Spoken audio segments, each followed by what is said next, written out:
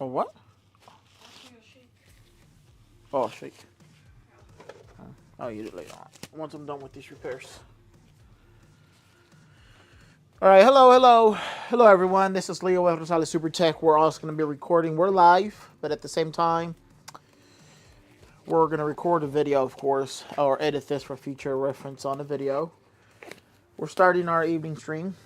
Starting our day off, actually. Just, documenting our day with a number of repairs. We do have a few repairs that came in today. I think I have 3, maybe, currently.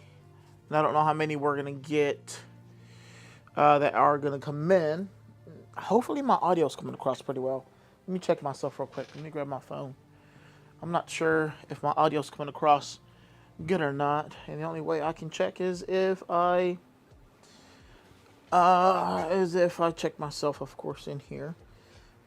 Oh, look, we got computer boot over here looking schematics. All right, let me look myself up real quick. Look myself up. We are live. The only way I can check is if I check myself, of course, in here. Oh, look, that looks good. Boot over here looking schematics. All right, I hear myself, of course. Music, I can barely hear it, so I'm going to raise up the volume a little bit on the music.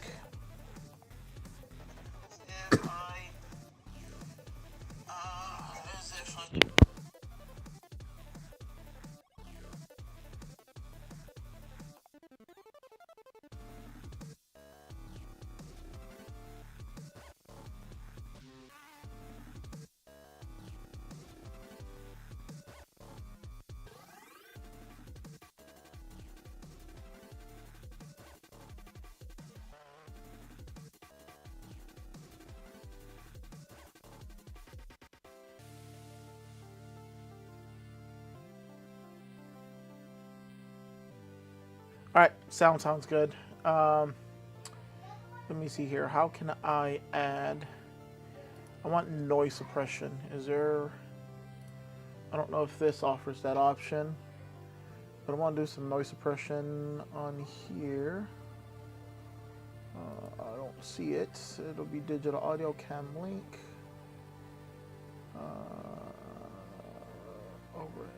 Is it this one here? It's not the overhead camera. It's the face camera. That's where the audio's coming from. Filter. Guess not.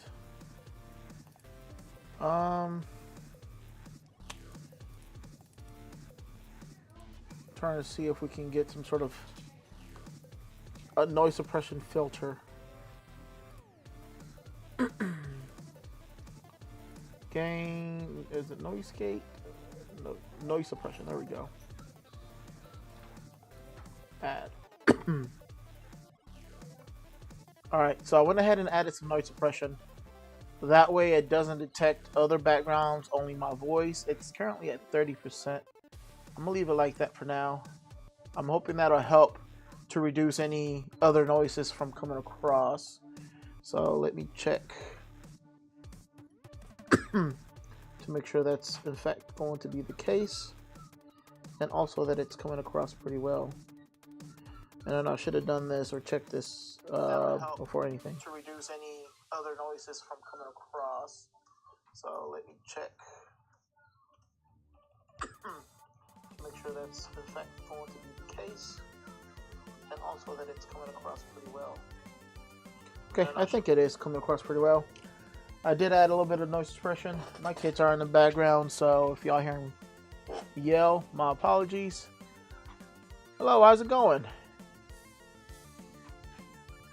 I'm not sure what your name is, but appreciate you joining the live stream. Let's go ahead and get started here with the repairs. And we just have a customer just pulled up as well.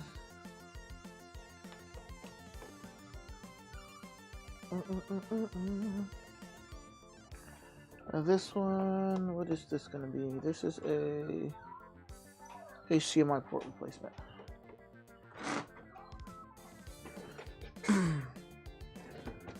Alright, so we're going to start with the HDMI port replacement. Customers did not pay for cleaning, but we're still going to clean it either way, or at least externally we are. Hey, wait, tell Ruby to take the puppy out. He's probably needs to. Oh, okay. The customers come in as well. I'll go ahead and help the customer out.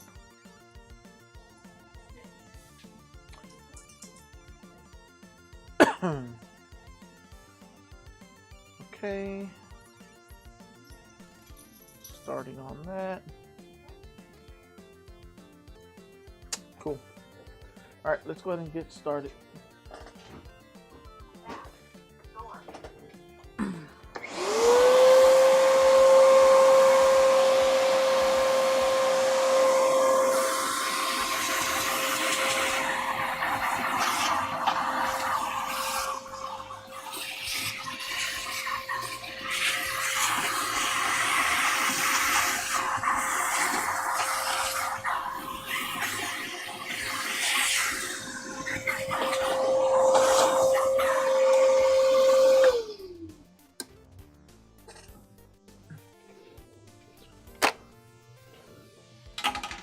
Alrighty.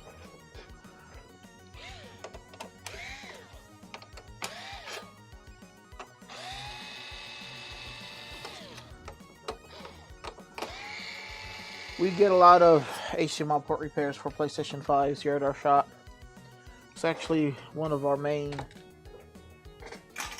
type of repairs, so I've gotten pretty proficient with these consoles. PlayStation 5s, I'm replacing their HDMI. It's like a second language now. Could probably do this in my sleep.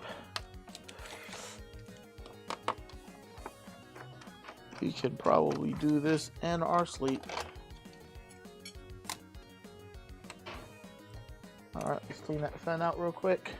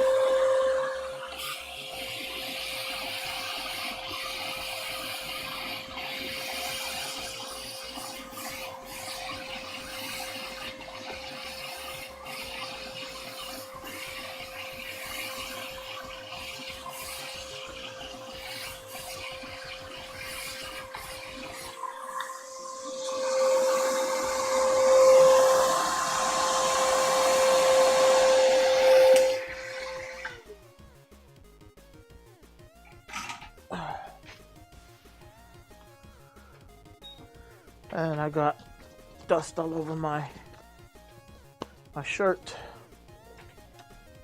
My shirt's dust magnet, literally.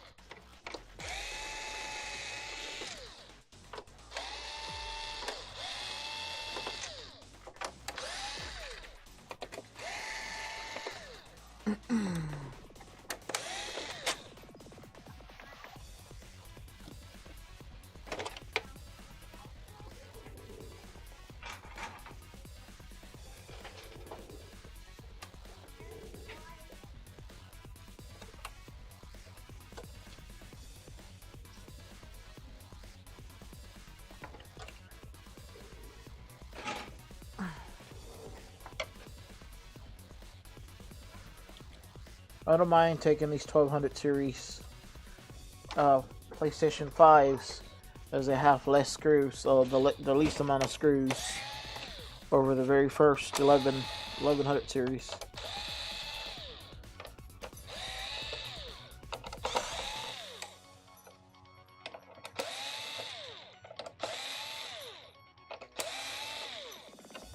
Don't get me wrong, they still have quite a few of them.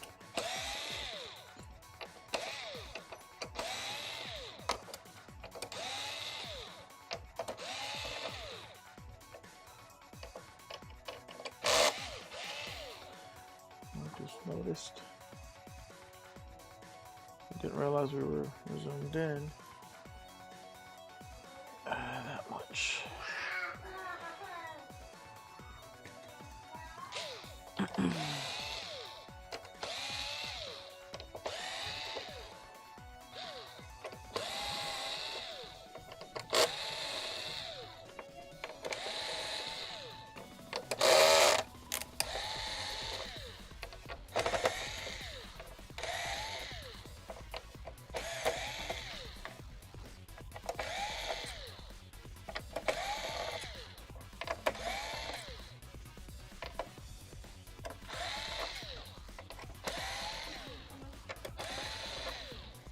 So we had that customer park in front, but no one ever came out. Yeah, that SUV up front.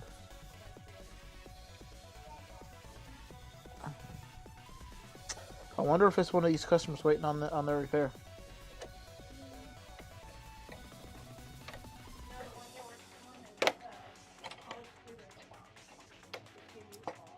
Okay.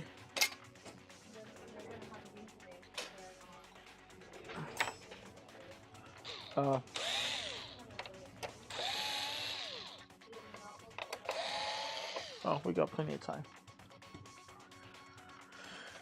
We got plenty of time. Dodge Man Gaming. What you fixing? We are repairing a PlayStation 5. PlayStation 5, it's no display problem. More than likely, it's definitely, I believe it's an HDMI port repair. When I looked at it, it looks healthy. However, it does look like potentially it's been pushed in. So, I'll show you here real quick what it looks like. But it's not displaying. It's turning on.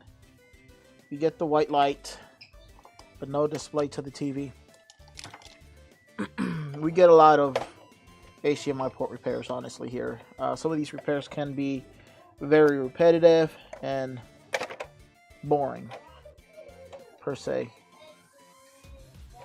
Since it's the same thing over and over and over. Every now and then we get some complex ones like we did yesterday. But yeah, actually you could tell here. This HDMI here has been, I'll show you here real quick.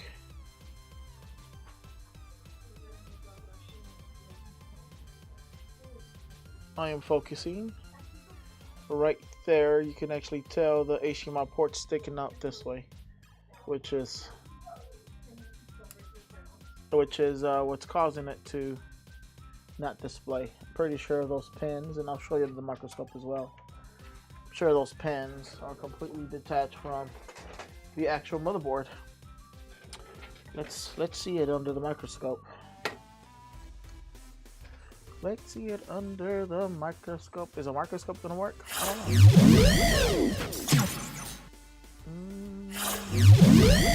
Choked the wrong thing. My apologies. Alright, microscope here. Yep. Oh, those pins. Some are still back there, I guess, soldered on, but all the other ones are completely torn off. But it's not how this HDMI port should be looking. So that's the reason why it's not displaying, because of this HDMI port. So what we're going to do, of course, is add some solder. I made some flux, not solder, some flux here. Flux on the ground legs. And then we're going to desolder this HDMI port. We're going to replace it. So when I replace it, one of the things I like to do is this here. We remove this because this, it can be reused. And it makes a smell whenever we're heating up this board.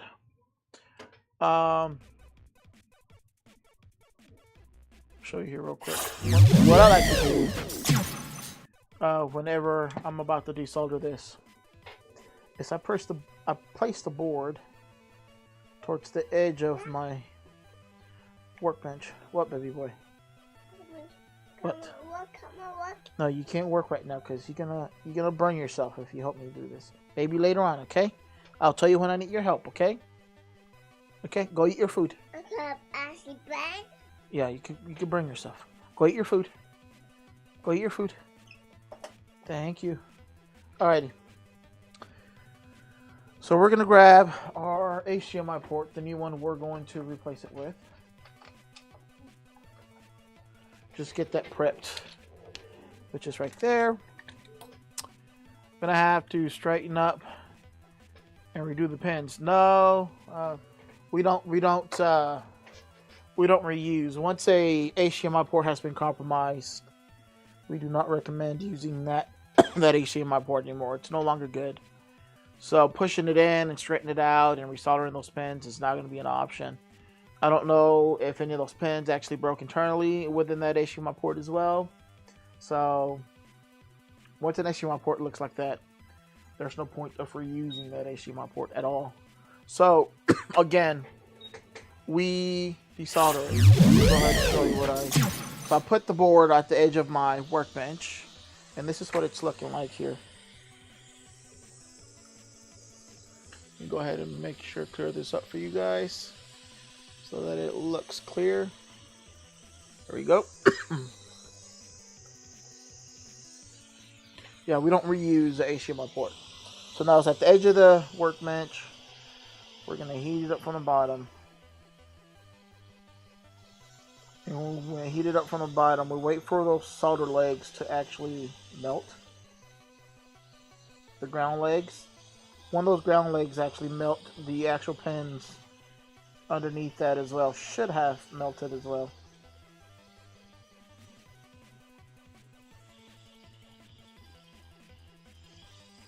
And what I tend to do, I don't pull it off right away. I want to make sure the pins themselves are loose. So one of the things I do is I just move it a little bit. And if it moves, that means it's ready. Pick it up and move it out of the way. And now I'm going to move the board on my workbench, because what I like to do is lower the melting temperature of the HDMI header.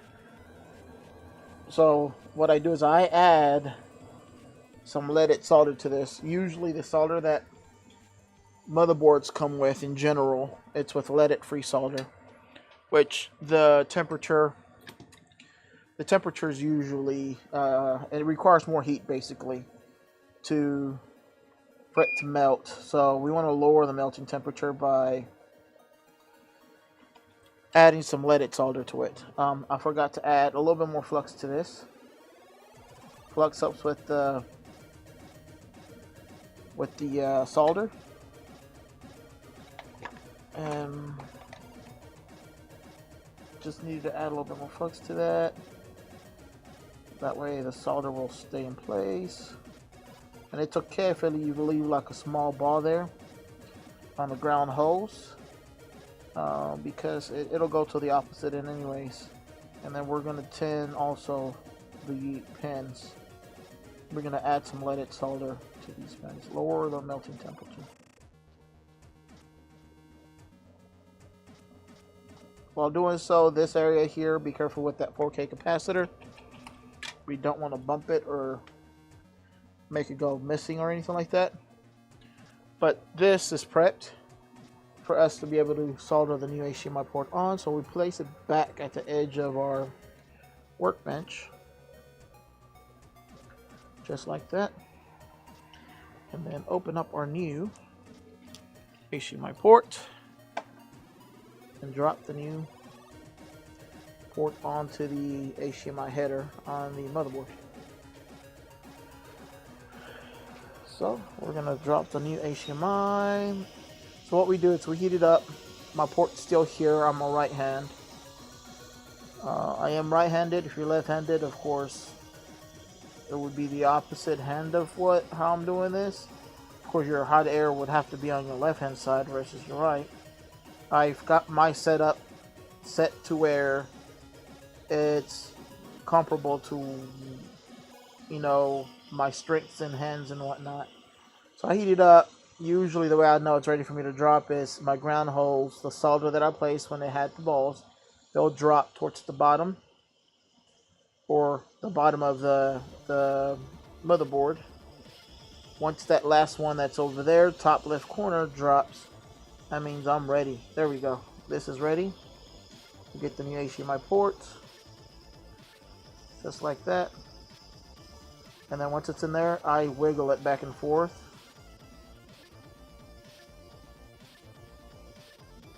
What this does, me wiggling it, is it allows the solder to actually grab a hold of the legs of the HDMI port, and also the pins. They get wet with the solder as well. Just make sure that it grabs a hold of it. Of course, the solder grabs a hold. Once that's done, I'll press it in the middle. And then push it down. Removed. Push it down and hold it. And then now you can remove your hot air station. Let it solidify. While you're pushing it down, you can put your hot air up. Just keep holding it. You'll be able to see the silver, the ground legs. It turns from a silver looking solder or mirrored looking solder to like the smoke solder. That means it's solidified and you're good to release. And then you check your work. Make sure that all pins are soldered on. Now, one of the things I like doing is I'll make sure that there's no gold pins. Make sure that each pin it's covered with solder. And this one's perfect. It's a perfect drop on this one, honestly. There's no silver pins at all. Every single pin actually is soldered on. Every single pin. So we could do a tug test here real quick, just to make sure that there's no loose pins. I'm using my tweezer and just giving it a quick tug test before I go in here and clean the flux.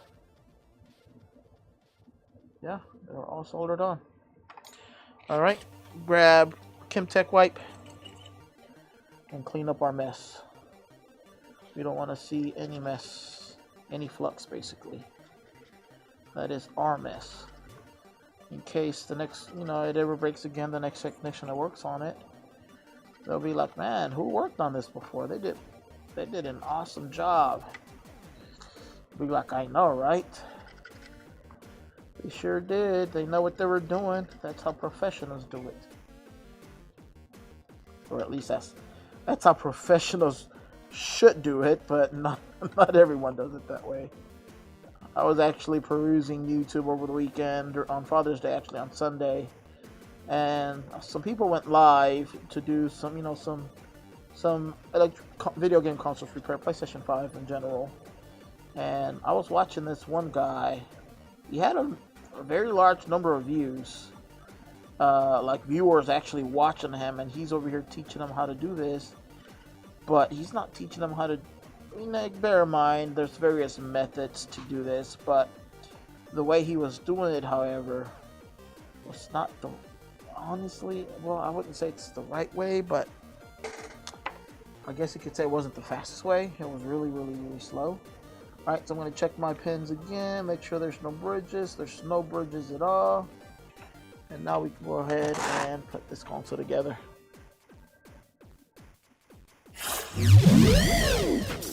Alright, so next step from here is there's a dry spot in the middle of this this logic board, this motherboard for this PlayStation 5. Now, I'm sure some of you know, some of you probably don't know. Liquid metal is what keeps the PlayStation 5 cool, or at least causes the interaction between the APU and the heatsink to dissipate the heat from the APU onto the heatsink. But if there is a dry spot in the middle, as well with oxidation, that reaction's not going to happen. So what's going to end up happening is the PlayStation 5 will overheat. So one of the things I do is I remove all of the liquid metal from the top, as well as clean off any oxidation on this APU while doing so. So right now I'm just wiping all the liquid metal towards the sides. Liquid metal is still there and we can still use it. However, I make sure that there is no oxidation whatsoever on this APU. Well, that is very, very, very important to do. And then once I've done that, and of course I soak the tip from a Q-tip here with some IPA. I do the other end, same thing, IPA. And now I'm going to scoop up all this liquid metal, gently of course. Scoop it up and then push it towards the middle. I'm like, why clean it off if you're going to just put it right back? Because I removed the oxidation. Oxidation turns black.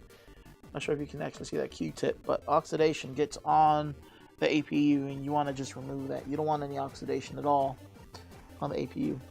Once that's done, and once you've scooped it up and put it on the middle, and now you can go ahead and reapply it. So you just go in a circular motion. You hear like this squeaking sound. It means it's actually grabbing a hold. The APU is actually grabbing a hold of the liquid metal. And you just spread it evenly across the APU. Make sure there's no dry spots anywhere, and there isn't. And now this thing is ready. And then we're going to do the same thing with our heatsink. Same process with the heatsink. Also has the dry spot in the same spot which is there. However, I'm going to do the entire thing. And just do the same process.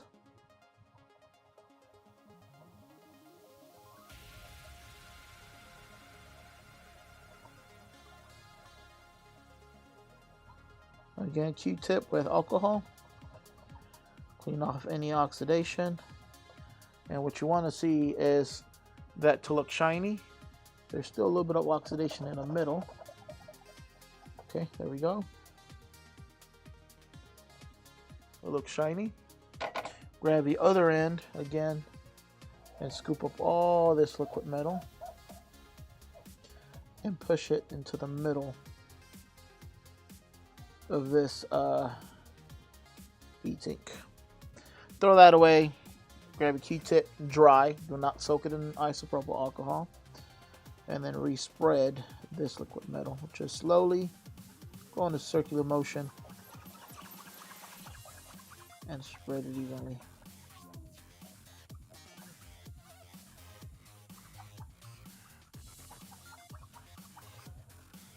And voila, this is ready. Throw away our Q-tip and let's start running it back together. So we're gonna put this together just enough in order for us to be able to test. And that's how you do an HDMI port repair. Now I'll make this seem very easy. However, it's not necessarily easy. It does require experience and requires for you to have the proper tools as well. So I had a phone call today. So we charge $145 for this repair. There's, in my area here, some shops charge $200 or more. We charge $145 for an HDMI port repair. I had a lady called earlier today, and which I think I'm going to do a meme video for that watch. She was like, "You charge $145 for the HDMI port repair only?" I'm going to have to go back and listen to that video, because the way she sounded, it was a little bit more sarcastic, and I think she said, she was like, "For the HDMI replacement, $145 or something like that?" And I said, "Yes, ma'am." Of course, I wanted to say something else. What I wanted to say was, "Ma'am, you're not just paying only for an HDMI port replacement, but more so my expertise, my experience, my ability to be able to get it done without breaking your console. Tools." So yeah, that sort of response I wanted to give. However, of course, we try to be professionals here, so I did not respond like that, but I certainly did want to. It's not only an HDMI port replacement.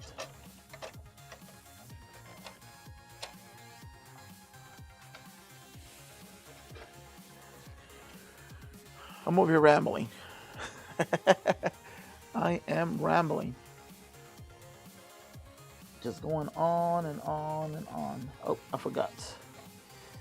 I almost forgot.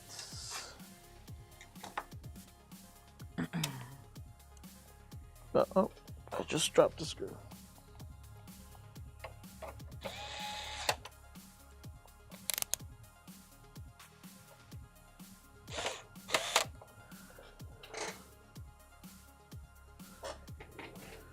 I dropped the screw and I don't know where it went.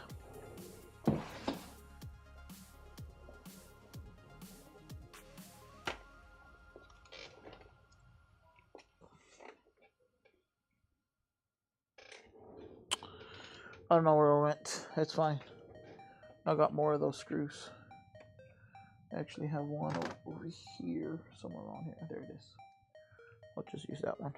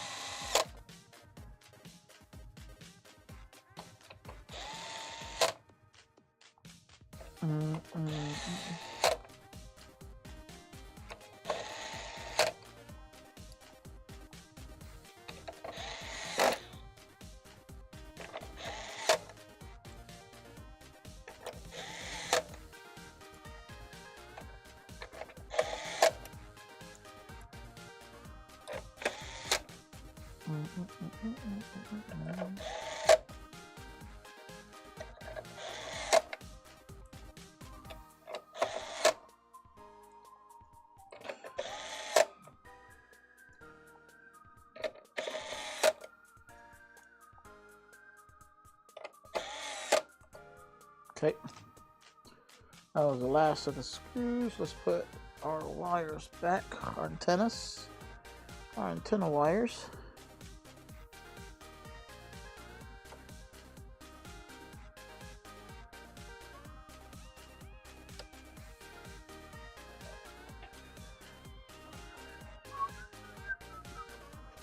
Okay. Let's get our optical drive.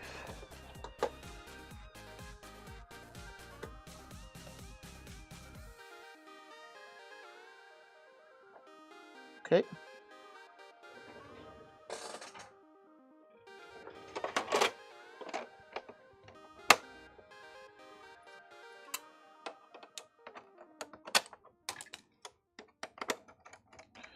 I think we got this done in, what, 30 minutes? I think. I don't know. How long have I been live? 37 minutes. Wow. Surprised myself. I literally surprise myself every single time.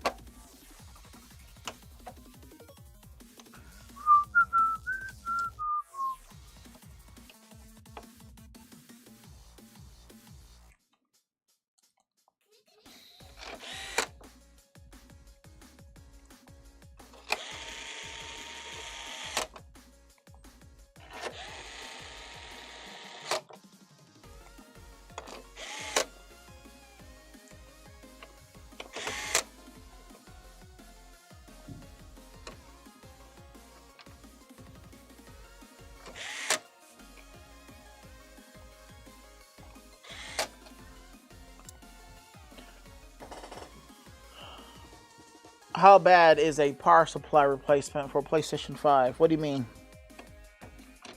What do you mean by how bad? Like, to replace a power supply, usually you have to take the entire console apart. I guess you could say that's the tedious part, is having to take it completely apart.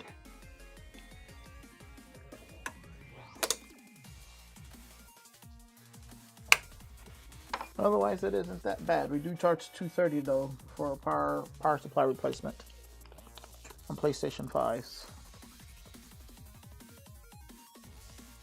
And then if it's a motherboard repair, it's $250.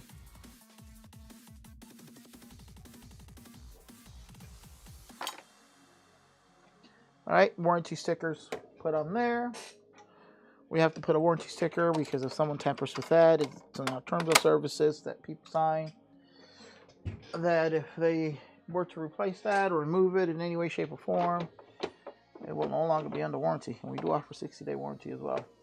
All right, one of the things I like doing as well is, although we clean that side, this side is probably still going to be dusty, as you can see. So we're going to clean that off as well. That way it leaves in here clean. We like to give devices back to customer in better condition than they came in.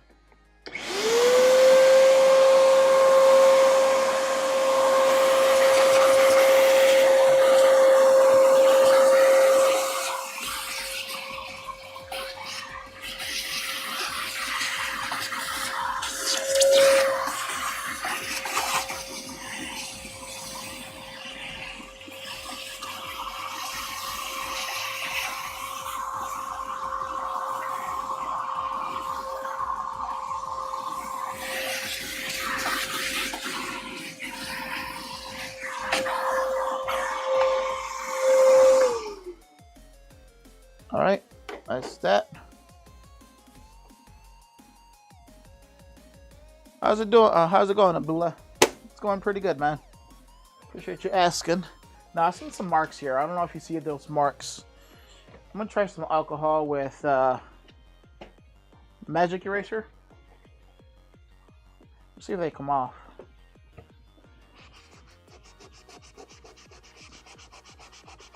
Sometimes some of these scuffs don't come off at all. Nope, these scuffs are not coming off. It's coming off slowly.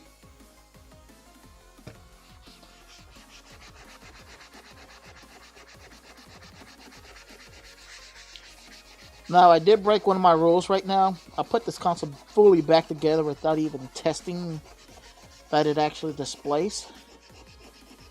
But I am 100% positive that it will. Alright. It came off a little bit. It came off just a tad bit. Now, it does look a bit unshined in that area. So what I'm going to do is just use some Fabuloso. And just clean that area to remove any of that stuff from that magic eraser. Bring the shine back as well. And there it is. Looks like nothing ever touched it. Alright, let's go ahead and plug it in. And let's see if this thing is going to, of course, turn on and display. What do y'all think? I opened my PlayStation 5 twice. And did take the motherboard apart. I'm sorry, I'm kind of blind. Let me see. I opened my PlayStation 5 twice, and did take the motherboard apart when I was cleaning it out. The dust, I'm sure, if that disrupted thermal, you mean the liquid metal? Do you recommend me respread the liquid metal? Anytime the PlayStation 5 is opened, yes, I do recommend the APU to be cleaned the way I showed earlier. I'll be doing another PlayStation 5 right now, and if you stick around, I'll show you how to do it again. But yes, anytime any console, whether it's thermal paste and or liquid metal, I do recommend that oxidation is cleaned off and respread evenly on both ends, the APU and the heatsink. Yes, so that is something I definitely do recommend. Alright, so let's check to see if this PlayStation 5 is going to display. We're gonna go into video for the area where the TV should be showing. Hopefully that it'll show here for you. Oh, there it is. We got a display, at least on here. Let me see if I have a display on my TV.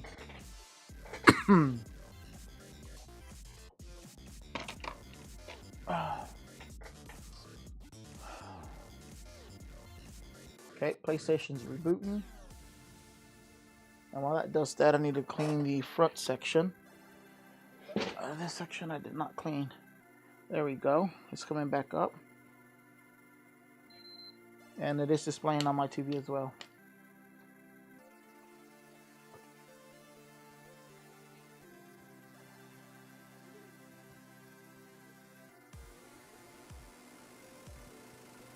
Alrighty. PlayStation 5. It's donezo. This one's ready. It turned on and it's displaying, so the final testing is done up at the front. And I'm gonna go ahead and turn this thing off.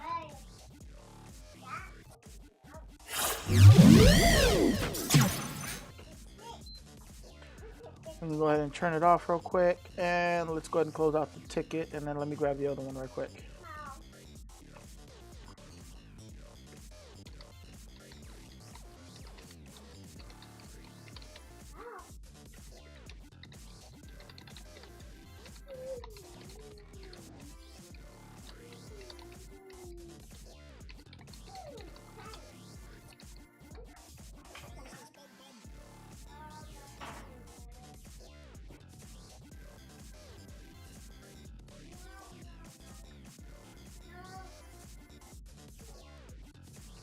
Alrighty, that one's done. Let me see what other ticket I have here. Okay, got one more.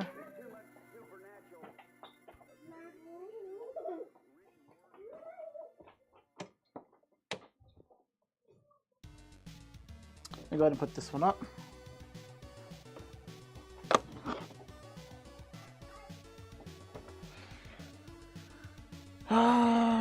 And we got this one. This one, HDMI, it does have a split in the middle of it as well. And ticket says, and also no display, HDMI port repair. So same thing with this one. So it's gonna be the same process with this one.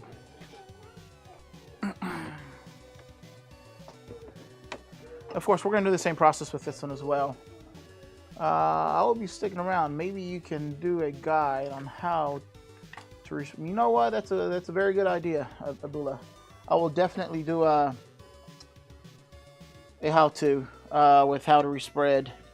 And I don't know if I should just do like the minute or so, 60-second video showing people how to respread the liquid metal on the actual APU, or the entire cleaning. Because I know a lot of people have asked me, how do you clean a PlayStation 5? And guess what? I think we're going to do a how-to video on this one because we haven't started yet. So this is going to be, well, no, because they didn't pay for a cleaning. They only paid for an HDMI port repair. And although we do clean the externals, the how-to cleaning also entails of having to remove a heatsink entirely in order for us to clean the power supply area and the heatsink and all that as well. And if they don't pay for service, unfortunately, I don't go that deep. We do clean it, from this area here and this other area, and as we're taking it apart, we clean all that. But I don't take additional steps to be able to clean the rest of it if a customer is not paying for a cleaning service. But nevertheless, this is usually how I start doing a cleaning service. Is I clean this, then I clean this area. I use a shop vac, and I use a brush to disturb the dust. Sometimes the dust tends to get stuck in the areas, and I use a brush to disturb it, and my shop vac usually sucks it up. I found that to be a lot more, how do I put this? A lot more, at least for me, I'm trying to think of the word here. It's better for me doing it that way versus having to use a compressor, which I also have. I use compressors only if the console itself is bug infested. Then we take it outside, I put up a table in the back, and I use my air compressor and blow out all the bugs out to like the grass area. However, if it's just dust, I just use a shop vac. I use, again, the brush, disturb all the dust, and suck it up with the shop vac. So I'll show you here the process here real quick.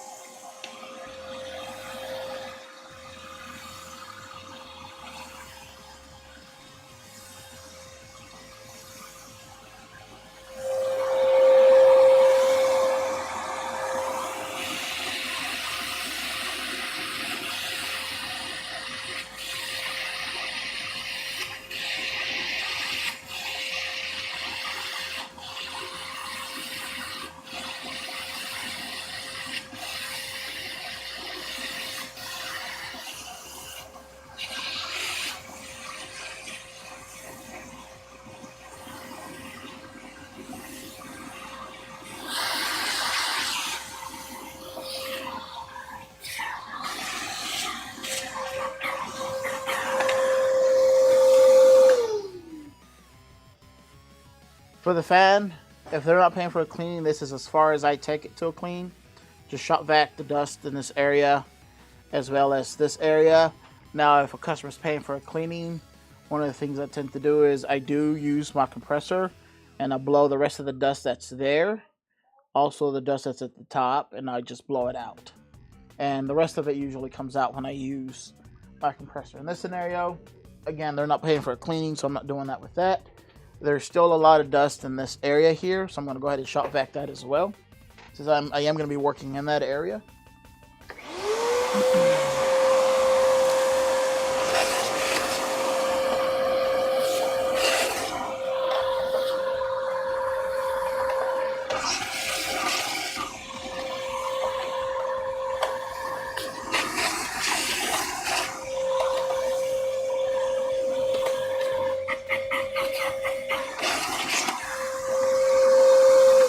Alrighty. So as far as the top area, this area is already cleaned, and now it's just a matter of start taking all the screws off. You've earned yourself a sup, brother. Thank you for the guide. Of course, most definitely, man. Thank you very much. As far as cleaning, we do take additional steps when doing a proper cleaning. I usually do use some IPA. Again, isopropyl alcohol. This will not kill your console, so if you want to clean this area as well, you could spray some IPA here and then wipe it off with either paper towel and or a lint-free type of towel. Usually that's what we end up using. Got my hot air currently at around 200 degrees. What I'm doing here is just melting, or not melting, but loosening the warranty sticker. Although we're not going to use that same warranty sticker, but I don't like it to leave any residue behind, so I'm loosening the adhesive on it, and that goes in the trash because we put our own warranty sticker on there. That way it lets me know that we did work on this console and it's got the warranty sticker replaced on there still. If I were to leave that warranty sticker, if they were to open it, I won't know if in fact we worked on it or not, so we put our own.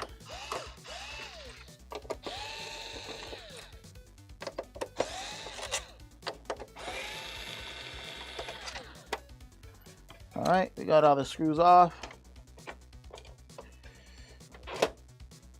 And now, again, this area here, we also do shop vac. We are working in this area. So this here, there's quite a bit of dust there. We shop vac that, and we shop vac this area as well.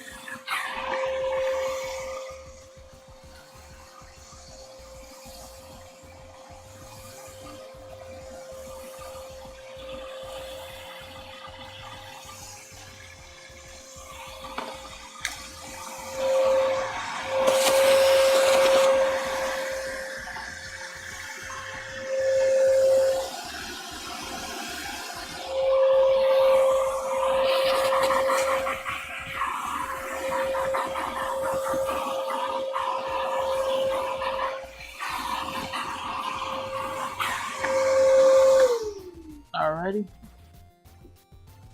That is shop vac, and then we take the rest of the screws off in order for us to get to the actual logic board to replace the HDMI port. So there's two stickers here. We remove those, or lift them at least. Get our antennas off. And now let's go ahead and take off the rest of the ribbon cables off and the rest of the screws.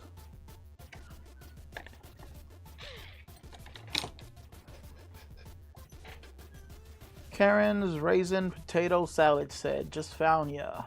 Quick introduction. Hey, quick, you want me to give a quick introduction? I'm not sure. What do you want to know? What questions do you have for me? My name is Leo. I run a repair shop, Rosales Super Tech, here in Fort Worth, Texas. And we specialize in electronic repairs from PlayStation 5s. Well, video game consoles in general, from retro, newer devices as well, PlayStation 5, Xbox Series X's, Series S, so forth and so on, as well as PC repairs, laptops, and phones, and any motherboard that's, you know, not large enough, of course. Like, we don't do audio equipment. We've had people reach out to us to do audio equipment. I don't have the tools required for audio equipment, so unfortunately I don't do audio equipment. For example, like amplifiers and such, we don't do those at all. TVs, although I have the expertise to repair those, I don't do TVs. It's not cost effective and or profitable either, as parts tend to be somewhat expensive for those. So I've just decided not to take those in. Yes. Okay, I'll be right there. Alright, y'all, give me a second, okay? My wife is definitely needing me up front real quick, so bear with me a second here. I'll answer that question for you, Abdullah. Just give me a couple of minutes.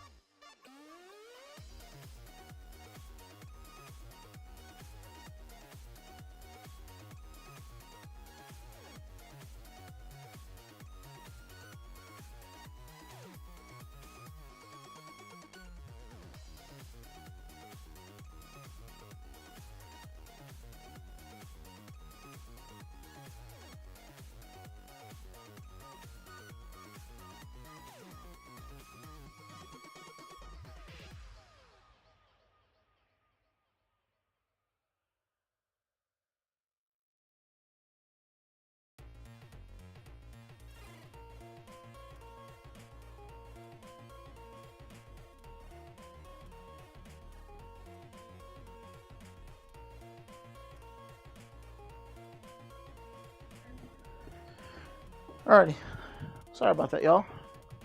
My wife is up at the front helping customers, and she had a question for me, technical question. Now, Abdullah did ask a good question. How did you get started to become a technician? Did you teach yourself? Because I'm also wanting to learn and don't know how to get started. All right, so with how I got started, I did go to school. I did go to technical school. I went to ITT Tech and then transferred over to DeVry. I did not necessarily study engineering for motherboards or anything like that. It was more a computer science course that I took where I got my associate's degree on, which they did not teach anything about motherboards. So with regards to like motherboard repairs and such, I did teach myself by watching people that are a whole lot smarter than I am. Paul Daniels, I forgot what the lady's name is, but she runs iPad Rehab. I forgot what her name is. Her, Louis Rossman, whenever he used to do actual repair content, I used to watch him a lot. Still watch him now, but I used to watch him quite a bit back then. The Coder. There's a lot of content creators out there in the YouTube industry, and I remember I used to like sleep, eat, and wake up just watching videos in general, and that's how I learned video game console repairs, as well as phones. But I do have 15 years of experience though, because again, went to computer science. I started doing actual technical work over the phone, actually walking people through how to repair computers over the phone. And that's actually a little bit more difficult because you're actually not doing the repair yourself. You're having to literally imagine how to repair something or how to troubleshoot something remotely over the phone while they're trying to do the repair themselves, so that makes sense. One of those was IBM AS400 servers. I used to troubleshoot those a lot over the phone and be able to walk through how to replace the actual tape deck, which is the backup drive. And that was something, imagine yourself instructing someone how to do a replacement of a component on the motherboard, not really, you knowing that they have no experience whatsoever. Now that's difficult.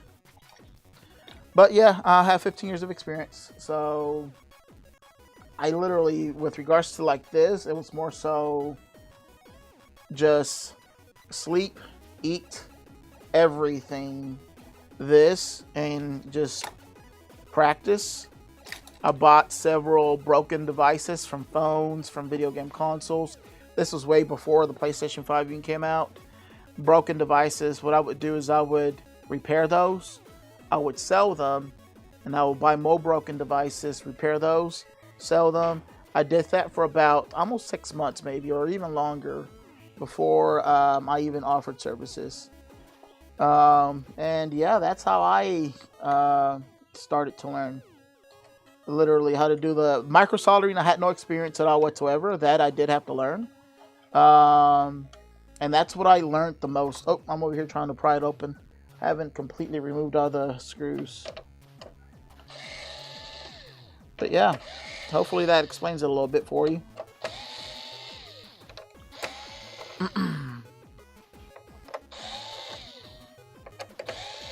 There's a lot of tips and tricks out there. We're learning how to micro solder and stuff like that. And I know there's a lot of people out there that says don't use an electric screwdrivers when working with electronic components. However, I do this as a profession. I'm not going to sit there and get carpal tunnel using just, just regular modular tools and not use an electric tool to be able to remove screws. I can't do that. I cannot do that. I'd be tired by the first or second repair, to be honest. I have to use an electric tool to be able to remove these screws.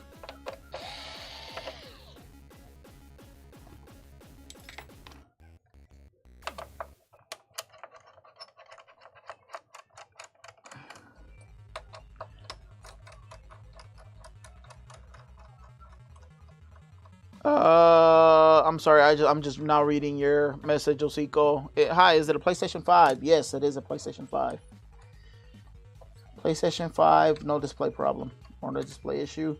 It's an HDMI port problem.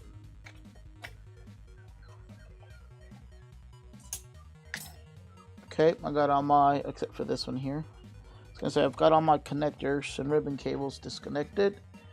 All of them are disconnected here as well. And now we're going to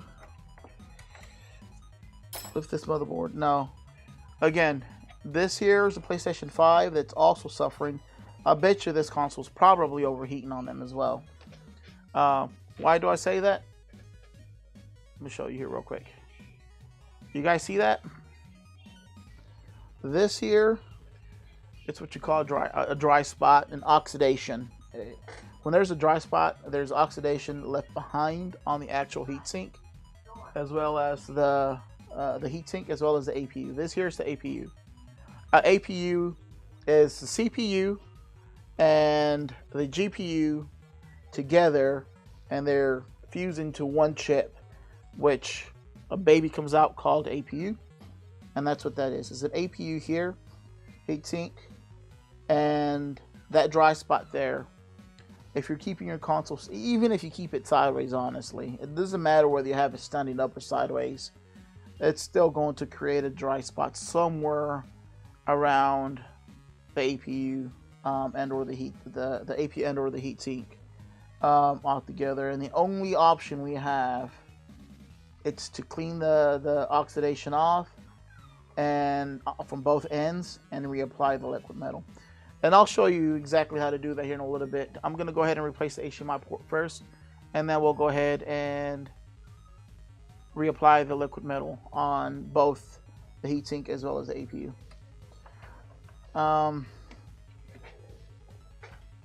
We're going to put that aside for now, and then we're going to replace this HDMI port. Let's take a look at this HDMI port though.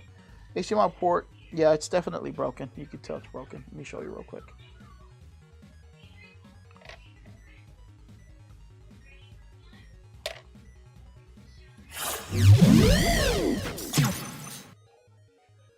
It is badly oxidated. That heatsink is definitely oxidated. Alrighty, let's go ahead and show you real quick. These pins are actually, they're soldered on. None of the pins are loose. However, when I look at this HDMI port, you can tell that it's split down the middle here. Let's move that out of the way. It's split down the middle. And let's look at this HDMI port from inside. I've seen worse than this. The only thing I'm seeing here is split down the middle in this area here, causing a potential problem. And of course, this over here is broken. Only thing I see is that the HDMI port, when plugged in, would be potentially loose, causing it not to make proper contact with these pins. And it's kind of also bent going up this way. So it definitely needs to be replaced. So to replace an HDMI port, there's various methods again. And I know I said this on the previous console, and I don't know at what point in time you may have joined and watched this video, but all I do is I put some flux through these pins, flux on the ground legs. We already remove this pad here. We remove that already from here, so we don't have to remove it again. And then we hang the actual board itself from the end of our workbench, and we do that so that we can heat it up from the bottom. We're going to do, this is the method, what's called the drop method. We heat it up from the bottom, remove that, and drop the new one in there, and that's what we're going to do. It literally takes less than 5 minutes. Hot air, I'm using 915 degrees Fahrenheit. We are in the US, so I use Fahrenheit. And I use max airflow, which is 120%. And then I heat it up from the bottom. So when someone tells me, are you charging $145 only for the HDMI port repair? You know, I take offense to that, because it's not only for an HDMI port repair. It's literally because of my experience in being able to do this without tearing your traces while removing the HDMI port, or making sure that the job is done properly and giving that person a warranty afterwards. You know, making sure that they're able to come back if it fails on them, which I have 100% trust in my work, and I know that it's not going to fail. But the warranty is still there in case they need it. Now, this thing just popped right now, the flux, and it kind of landed on my glove, and it kind of burnt me a little bit. Alrighty. And now, one of the things I do is I move it a little bit just to make sure that it's loose. We don't want to tear any traces. It's ready. Grab it. I think there may be a trace that's already loose there, though.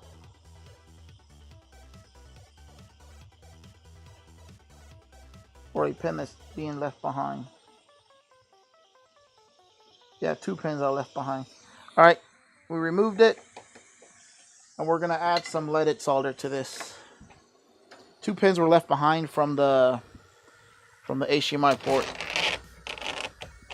Again, that's one of the reasons why we replace it. We don't reuse broken HDMI ports because you don't know the integrity of that HDMI port.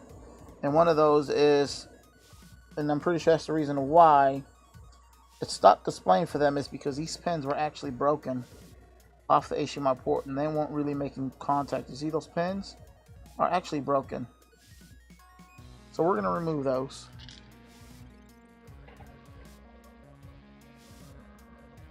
Is that the liquid metal? Yes, the liquid metal. So it's what's inside the, it's what's on the APU and the heatsink. That's liquid metal. That's what I want it to add horizontally or stand up position.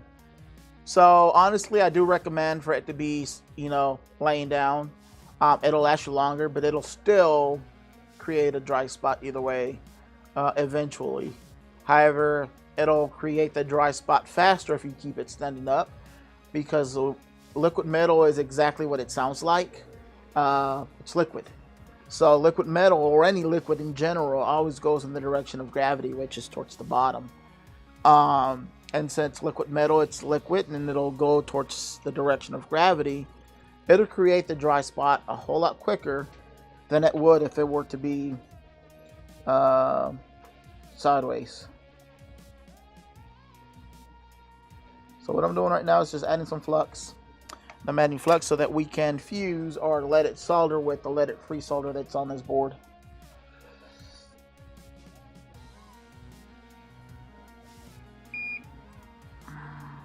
Turn my fusing extractor a little bit more. Okay. And I do leave the solder balls there because it's going to help us anyways. I did forget to add a little bit more flux to that, but it's okay. Okay, there we go. And then we add some solder here as well to our actual pins. Now, again, there was 2 pins there that broke off from the HDMI port. I just removed them right now with my tip. We're going to go over this one more time. Now, when doing this side, you want to be careful with that 4K capacitor. You don't want to bump it or anything like that. Make it go missing. And this is ready. Our header, it's ready for us to be able to solder on the new HDMI port onto that. Is there any way to prevent the liquid metal from getting oxidation? No, unfortunately there isn't. So the oxidation happens when it's metal to metal. So eventually, if there's a dry spot that gets created on the heatsink as well as the APU, when it's metal to metal, that's when it starts to create that oxidation, because it's trying to dissipate that heat from the APU to the heatsink. It's not able to dissipate that heat. So what happens, it gets hot and starts getting that oxidation on there. So there isn't a way to avoid from or preventing that from happening, unfortunately, unless you clean it quite often, you know, like every 6 months or so, and respread that liquid metal. But otherwise, no, there isn't a way. What if I put my PlayStation 5 sometimes in stand-up position and then alternate back to horizontal? No, well, it's not corrosion, by the way. On what would prevent corrosion? It's not corrosion, it's oxidation. Corrosion is when something gets wet and electricity is going through it, and then corrosion is created that way. due to liquid. This is oxidation, and oxidation, again, as mentioned, it's created because of heat and metal to metal. That's how oxidation is created, and there isn't a way of preventing that, unfortunately.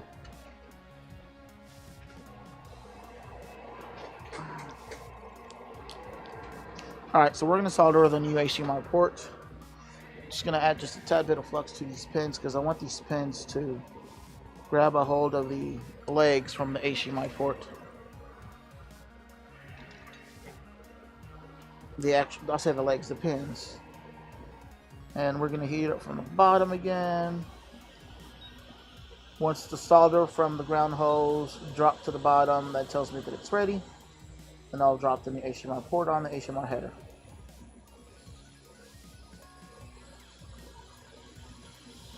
Again, the heat I'm using here, it's 915 degrees Fahrenheit with max airflow of 120.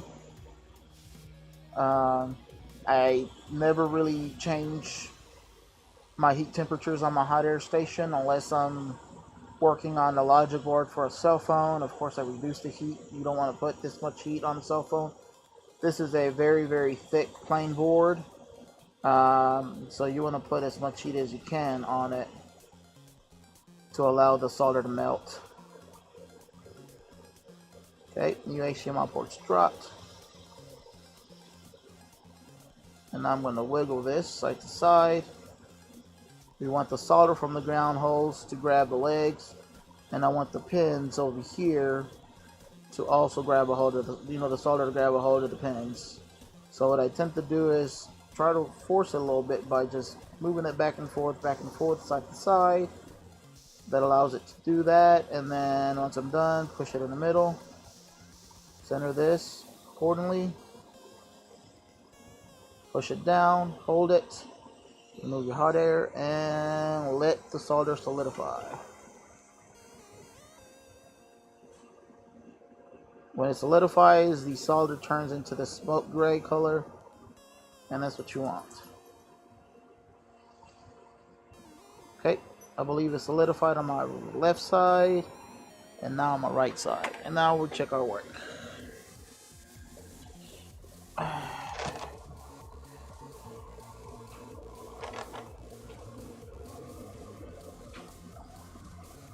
Now this one, all the pins on this side, on my right side, are all silver, and they're covered in solder, but we still have a few stragglers on my right side, or my left side, where they're not fully covered in solder. So what I'm going to do is just touch it up a little bit. Add a little bit more flux. Grab our hot iron. And make sure that these legs get solder on the top. You don't want to see any gold. There we go. That's that. That is that. Okay, and now we're going to go ahead and clean this up real quick. Use Chemtech wipes, that's what I use. And I try to do this while it's still warm, because when it's warm, you are able to remove the flux a lot better, or else you're just going to have to add heat.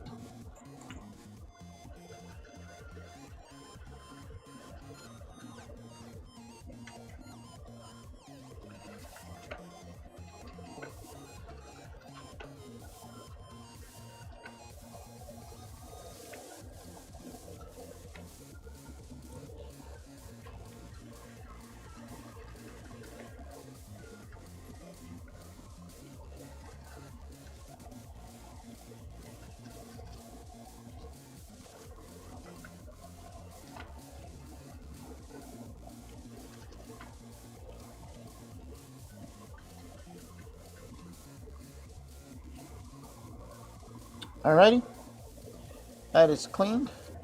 I always clean your mess whenever working on anyone's device, even if it's yours. It's always good practice to make sure you clean up after yourself. You don't want to leave a mess for the next person. Or if that next person is you, you don't want to come back with an HDMI port full of flux. But otherwise, this HDMI port is ready. And then I'll just grab this one more time, just add a little bit of alcohol to this and just clean around it with my finger and the Kimtech wipe. That should remove any other residue of flux that's there. And that's that. That's clean for that. Now let's go ahead and take care of the oxidation problem of the APU and the heatsink. I'm going to show you on both ends what exactly you should do. So what I use, literally, I use this. We use some Q-tips. The Q-tips I use are not standard Q-tips. These are wooden. They got wood on them, so they don't break as easily. However, it doesn't matter what type of Q-tips you use, to be honest. I just use these because the other ones would bend too easily for me, and I just didn't like those. As far as the oxidation here, or the APU and the heatsink, I'm going to go ahead and zoom in these areas since we're going to be working in those areas right now. That way you're able to see exactly what we're doing. But these areas, what I tend to do, and let me read some of these comments real quick that I may have missed here.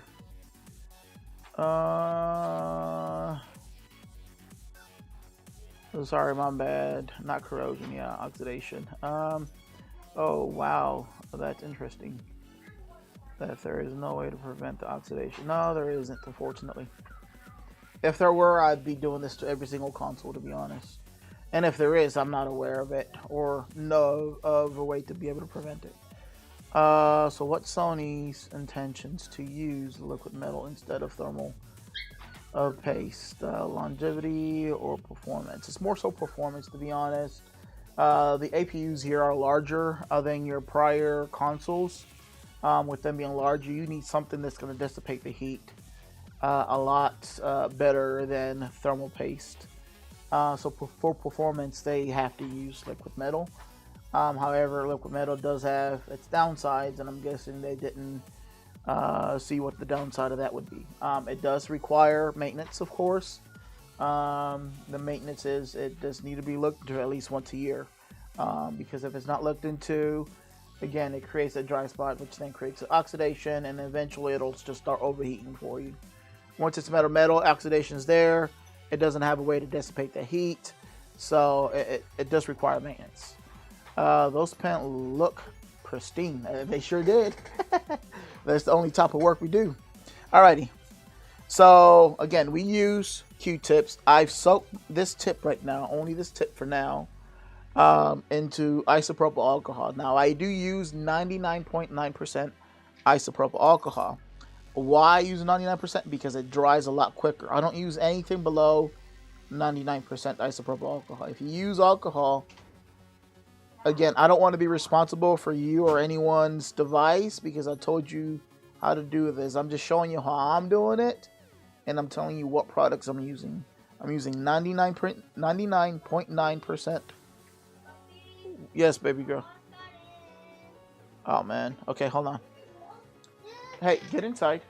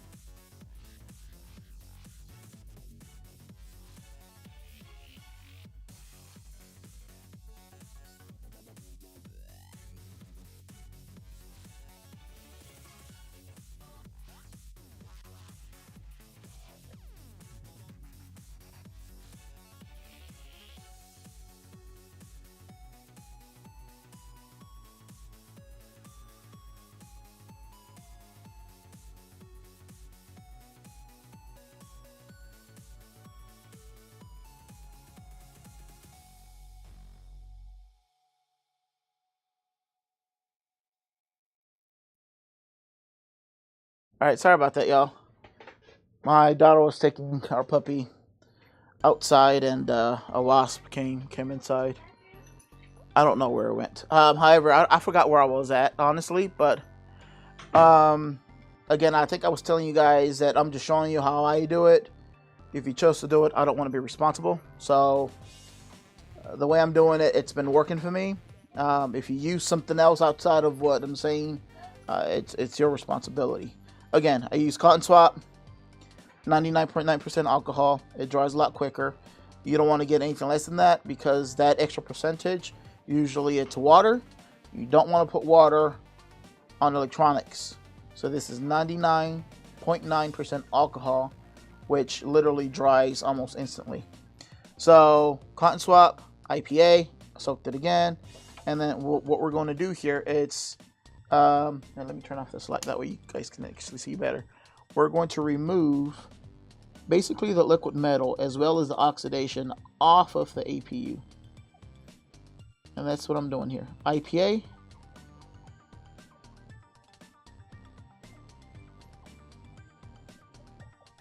And you really don't need to add any more liquid metal either, because we can reuse that same liquid metal that's already on there.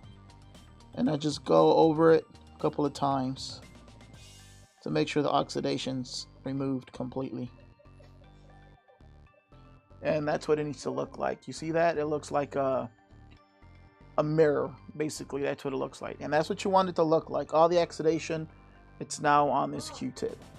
Now we're going to use the other end, also soak it in IPA.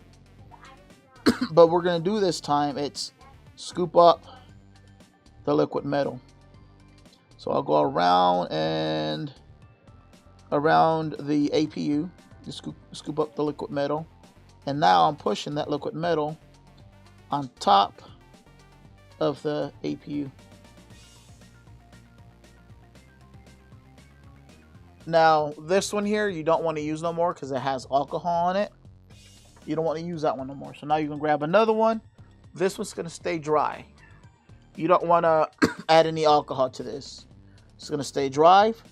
And in a circular motion, you want to reapply that liquid metal that you scooped up. Put it back. And you'll know that you're doing good once you start hearing a squeaky sound. I'll show you real quick. Or you'll listen right now. The squeaky sound. That means that it's actually applying correctly. The squeaky sound means it's applying accordingly.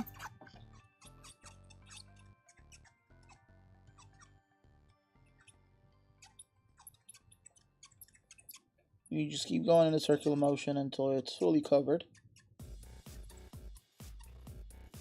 And there's not going to be a single dry spot there anymore. It's evenly spread.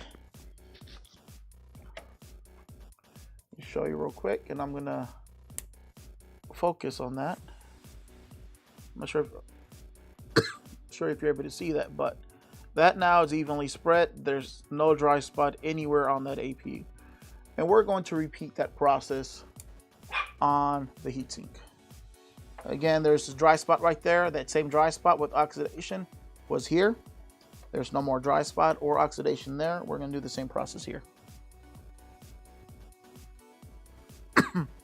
I'm late to the stream. What's wrong with PlayStation 5? This one was a HDMI port repair, Kevin, and we've already completed the HDMI port repair, but some of the viewers were asking with how to respread the liquid metal on the APU, and I'm showing them how we actually get it done.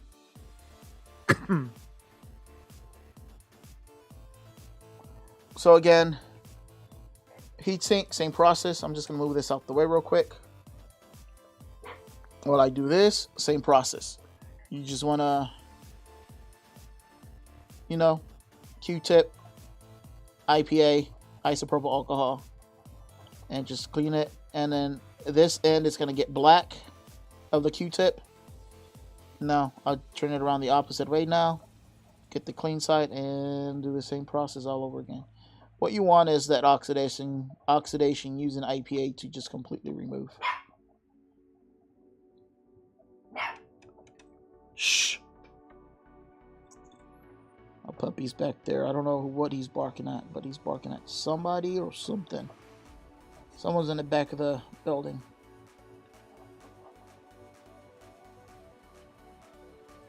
And then I'm just repeating the same thing over and over until I don't see any more black stuff on it, and there's no more black stuff. All right, that's good. And then we'll grab one more alcohol, and then we're going to scoop up the liquid metal.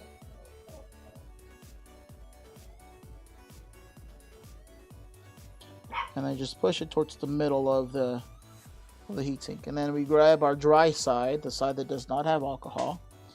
And again, we, in a circular motion, respread that liquid metal. So you don't necessarily need to add any additional you don't necessarily have to add any additional liquid metal in here. You can reuse the same liquid metal that was already on there.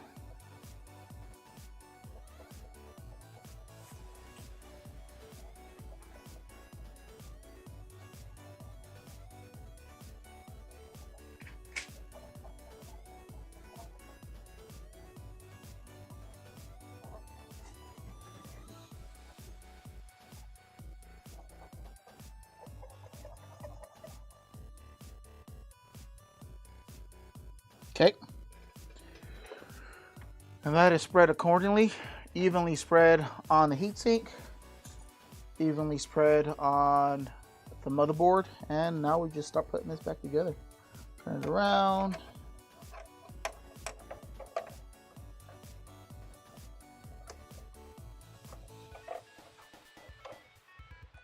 Make sure all your ribbon cables are out the way. You don't want them at the bottom. And then we're going to go ahead and zoom back out. That way you guys can see what we got going on here. We just start putting this back together and plugging in all the ribbon cables back onto the motherboard. And then one of the steps I forgot to do on the previous repair was test before we even put it back together, which we'll do that right now. Let me just plug in these ribbon cables though. And these antenna wires.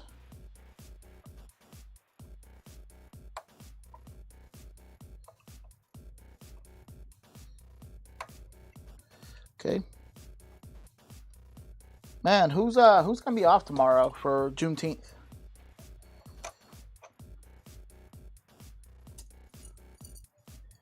We're gonna be here working. We're not gonna be off.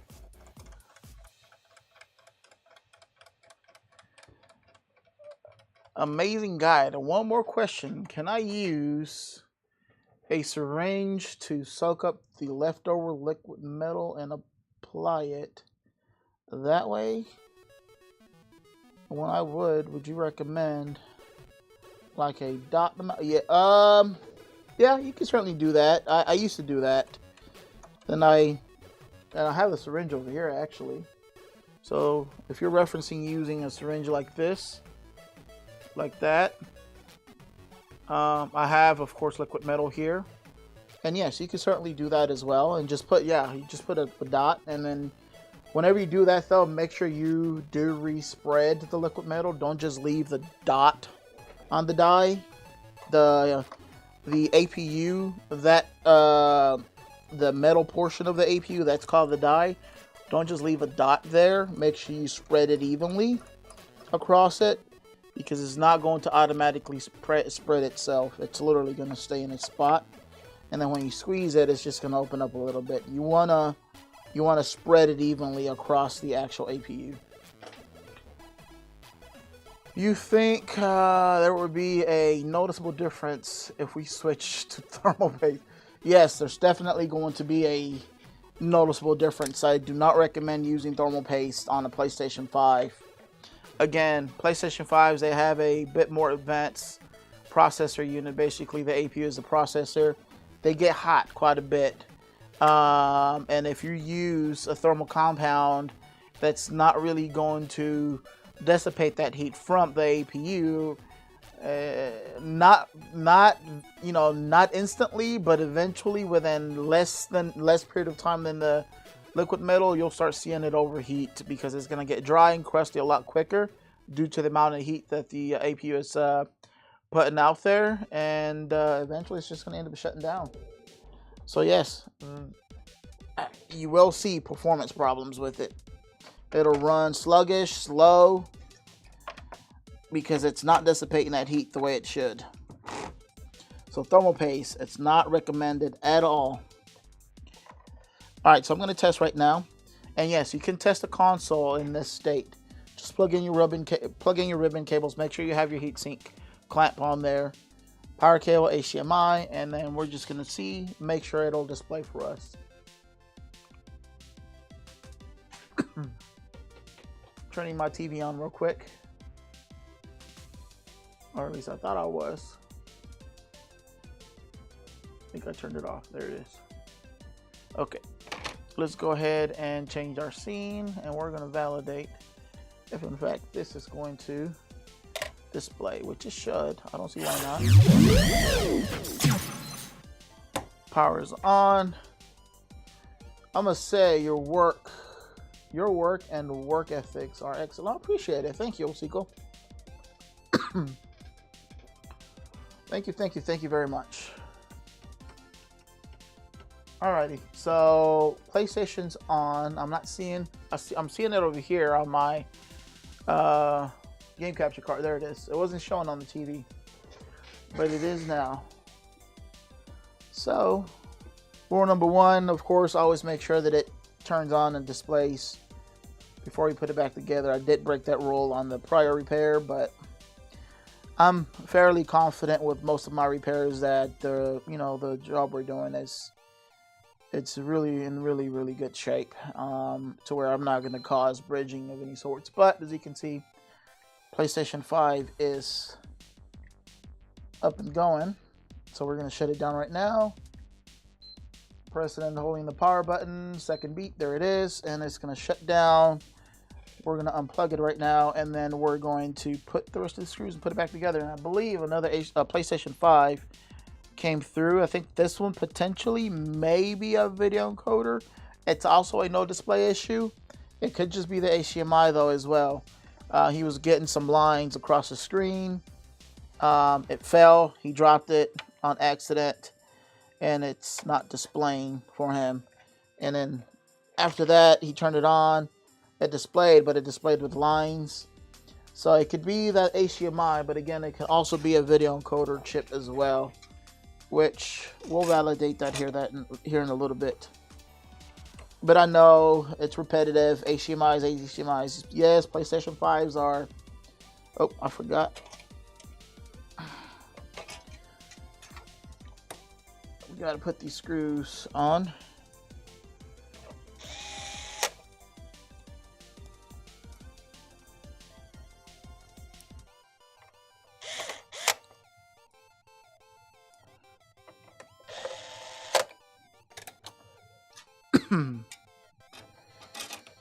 PlayStation 5s are prone for HDMI port problems. It's one of our main repairs, to be honest, HDMI port repairs.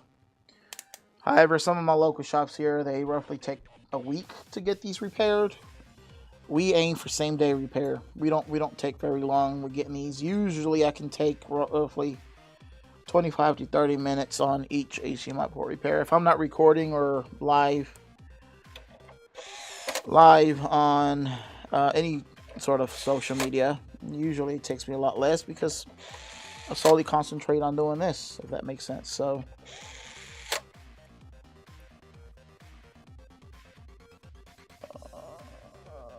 dropped it, or he had a bad Call of Duty match. That could possibly be it. PlayStation 5, I feel it's fragile. PlayStation 4 had built like a tank. Man, I need to find a way to increase the size of the text. Man, I'm blind, so I can barely see the text, and it's showing really small on my end. I do have a PlayStation 5. Just received new port and tools.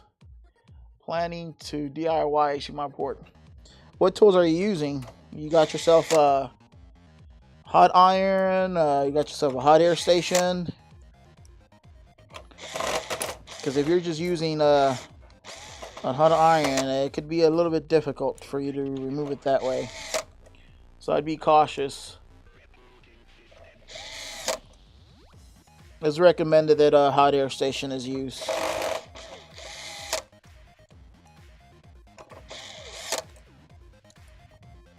However, if you are using a hot iron instead of a hot air, I recommend you applying low melt solder on all the pins, as well as the ground legs.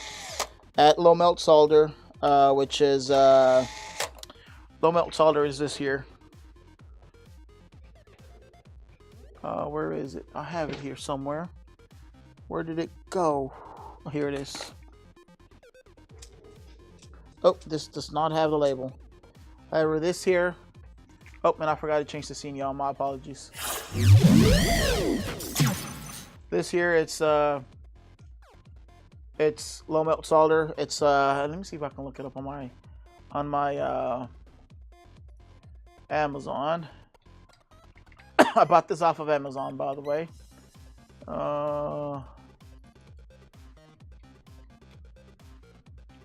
Low melt alloy.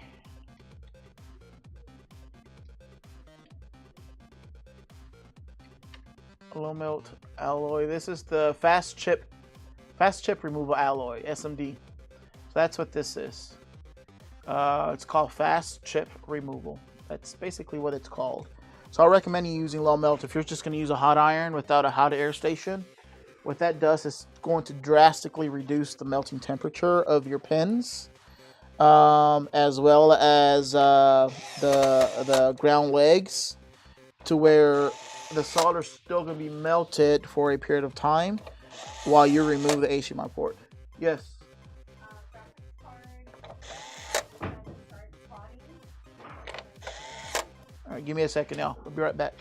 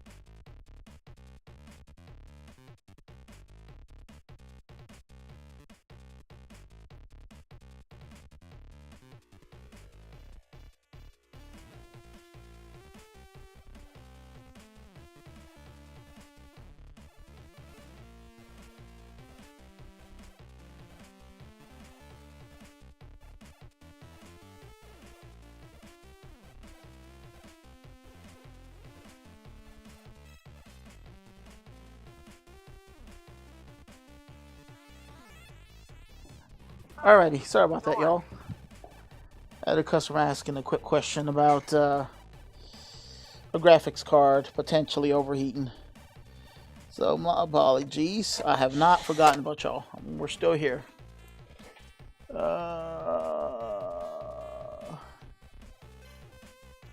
Yes, got a bundle from Amazon. What did I miss here? Let me see. Dropped it. PlayStation 5. I do have PlayStation 5. Just received. Okay. Yes, got a bundle for. Oh, you got a bundle from Amazon. Okay, cool. Oh, so the bundle you got from Amazon is a hot iron and a hot air station. Okay, cool. That's awesome. HDMI port failing because they are fragile. It could be a bit of both.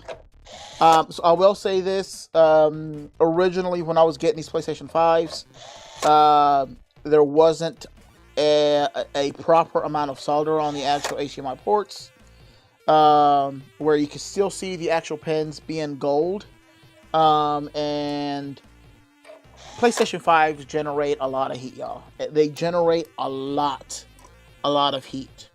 So if you don't have the right amount of solder on the actual pins themselves, with the amount of heat this PlayStation 5s are generating, it's going to cause those pins to start just desoldering off the board altogether. And the heat, it gets on the board itself. So the board itself actually gets really hot. So if you don't have the right amount of solder on the actual pins, those pins are just going to come loose. So originally that was the problem. It was pins not being soldered correctly straight out of factory, where the HDMI port itself is actually it's healthy, except those pins were loose. They were just coming loose. Maybe not all of them. Maybe the two at the very end of the. So there's 19 pins on the HDMI header, and it's from left to right. So pins 18 and 19, 9 times out of 10 would be loose, which is the pins behind the 4K capacitor. They would be loose. So yeah, it could be a bit of both. I will say though, about maybe 90% of the time, it is because people they either travel with their PlayStation 5s a lot, and what they tend to do whenever they travel with PlayStation 5 is they grab their HDMI port, their HDMI cable, not the port, but the HDMI cable, while the HDMI cable being still plugged in on the console, and they wrap it around their console, not realizing that they're putting tension on this HDMI port. And yes, these are fragile.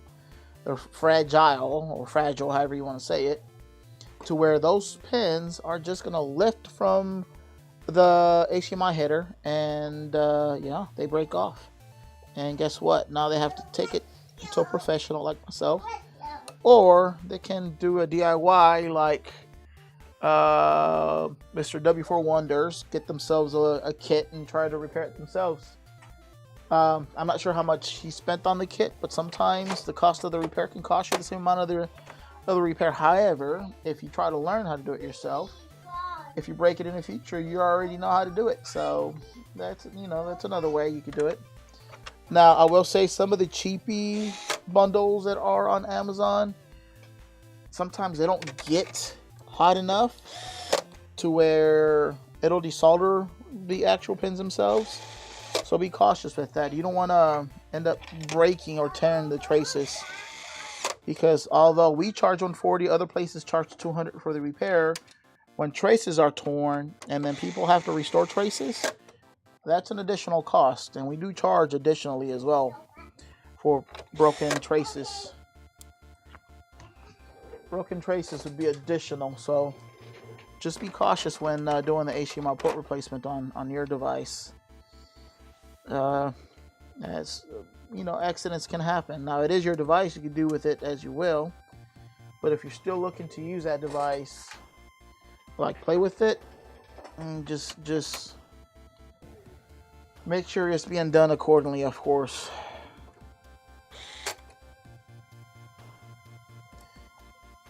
I need to hurry up. I'm talking a lot here, and I still have a few repairs to get done. I have a couple of repairs to get done still.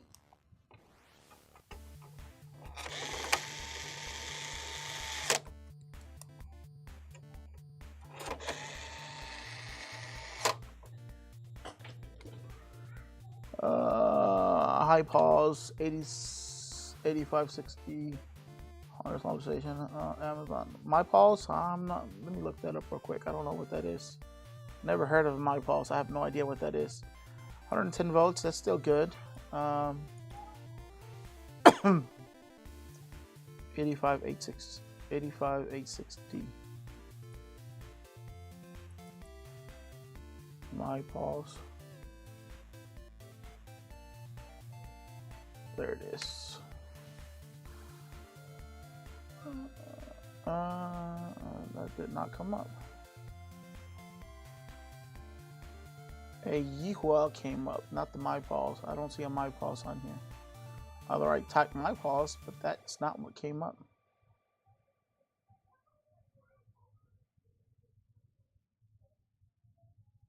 I don't know, maybe they don't have it anymore? Oh, it did not come up.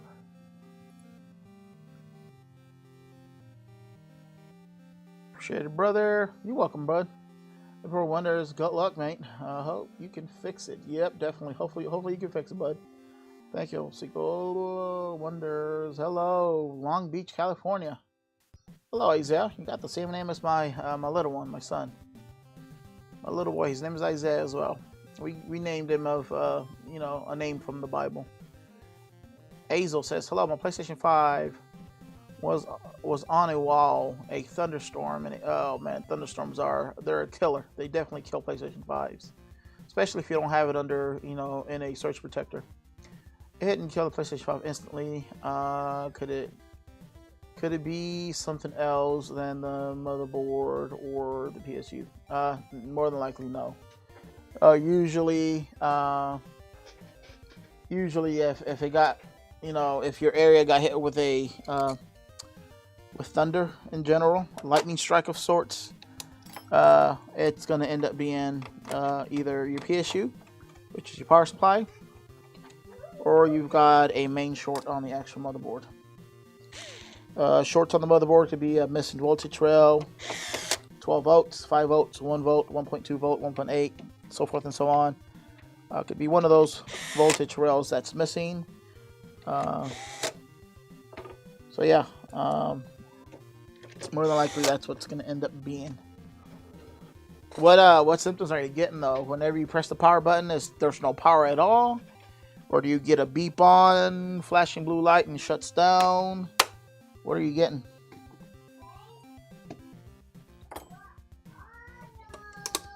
Because there's various symptoms, and sometimes based off the symptom you can somewhat tell what it could potentially be.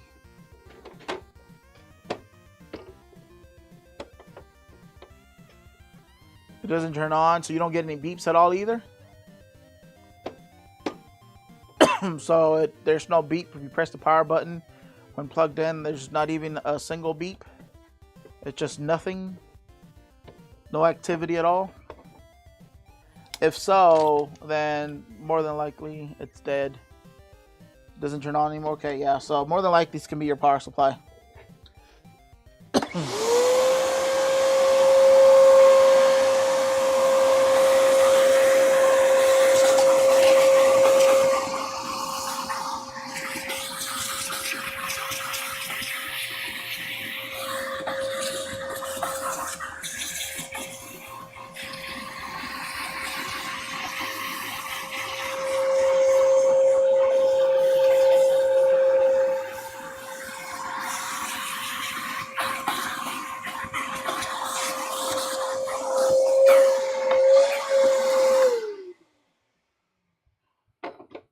Nothing. Okay. Yeah, so more than likely it's going to be a power supply issue with your PlayStation 5. Now, don't take that, you know, don't take that as 100%. Because, of course, we usually have to complete a diagnostics on it. There has been times where there's no power and it's not the power supply. Well, it's the power supply, but there's also a short on the motherboard at the same time. So that could be the same scenario with yours as well, especially if it's a lightning strike. Lightning strikes that tend to travel, especially if your PlayStation 5, it's not in a surge protector. It travels. outside of that, I'm testing the console once again, y'all. Just need to make sure that it still powers on, still displays, switch. Voila, still is right there. Still displaying. Let's go ahead and turn it off. But yeah, it could be both as well. But if there's no beep at all, your power supply is definitely dead. And it will need to be replaced. Hopefully that's it. But if it still doesn't power on, you'll probably get some sort of a beep on, beep off afterwards. If it traveled any further than your power supply. And if that were to be the case, then one of the fuses. You may want to start with the fuses first. That's what I would recommend. Start with the fuses, checking continuity. You use your multimeter, put it in continuity mode. You just put one end of the probe on one end of the probe on the fuse, and just do that with other fuses. It's not that very many, and it's easy. There should be continuity between each point of the fuse. If there isn't, that means there's some sort of a break in between that and that fuse. So that means you potentially have some sort of capacitor in that rail, and all you have to do is inject some voltage if you're able to. So yeah. Alrighty, so this one's done. Let me go ahead and close it and take it out real quick.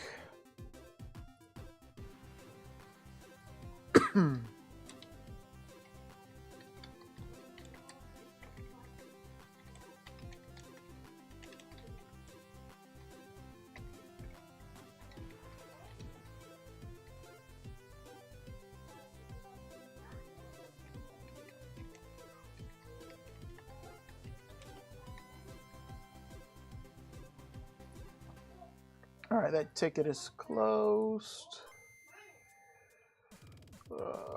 And just in time, because the customer gets off of work in 10 minutes, so it'll be ready for them to just pick up.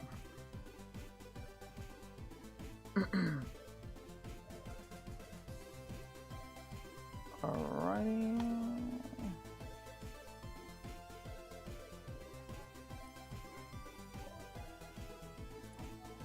Alright, let's see, what's my next repair here? Wow, we got two other repairs. Yeah, Matt, I received one. Oh, PRV. you sent one too? Yeah. What is that one? No power? I plugged it in, doesn't turn on, the HDMI port needs to be replaced. However, it looks like it was open, so maybe they didn't put something in. So that's Oh, okay. so I just did it with more power. Did you call him just to ask him? Oh. Okay.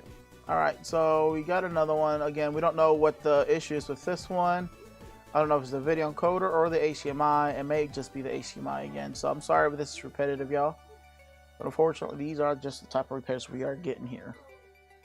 You know, we get a lot of the same thing over and over. Oh, let me grab the next one.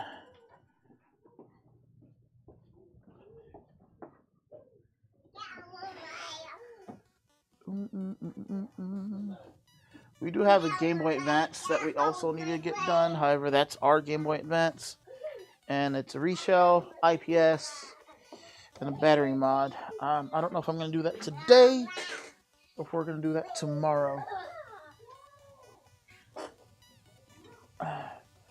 But we got to get customer devices out first before we work on any of our devices. Alright, I'm just checking to make sure it's not bug infested, which it's not. I thought I smelt it, but no. Alrighty. Same process, all over again.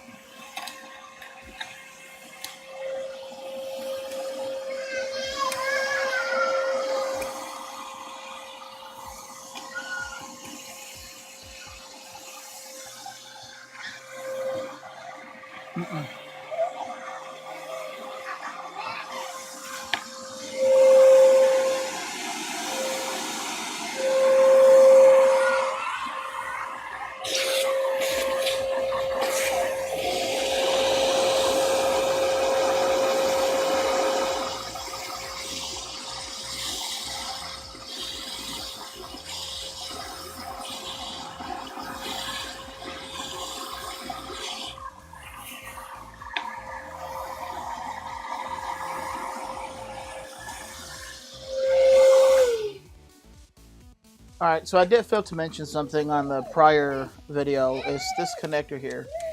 This connector is very fragile when taken apart. Whenever removing this ribbon cable here, I do recommend you wiggle this back and forth, side to side, left and right, from the direction the connector is actually in, so that you don't tear off the connector. This is also a fairly common repair that we do, which we charge, or at least I do, charge $190 to restore those traces and solder the connector back on there if it were to be broken, because that's a fairly common repair as well. So again, you wiggle it back and forth, side to side, while doing so lifting up, and try to be cautious with it. You don't want to tear or break off that connector from the actual board itself.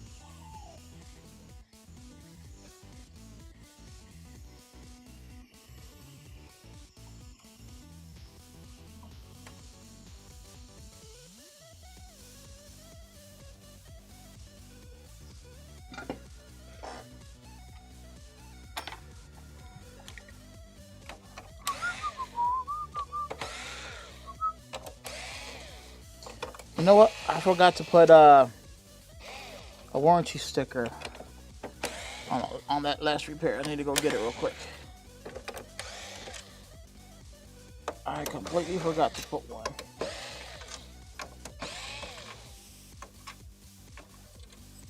All right, let me move this aside real quick.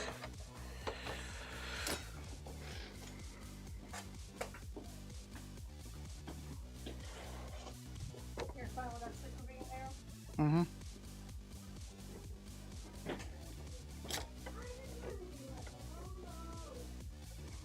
Yep, I completely forgot to put one on.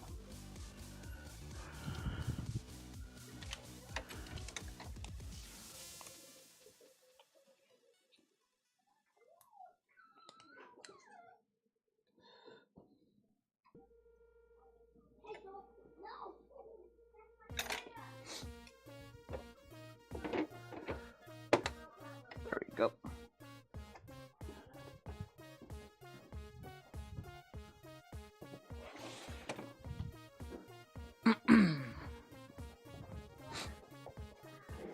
Alrighty. We can continue with this one here. All the screws are off except for this one here.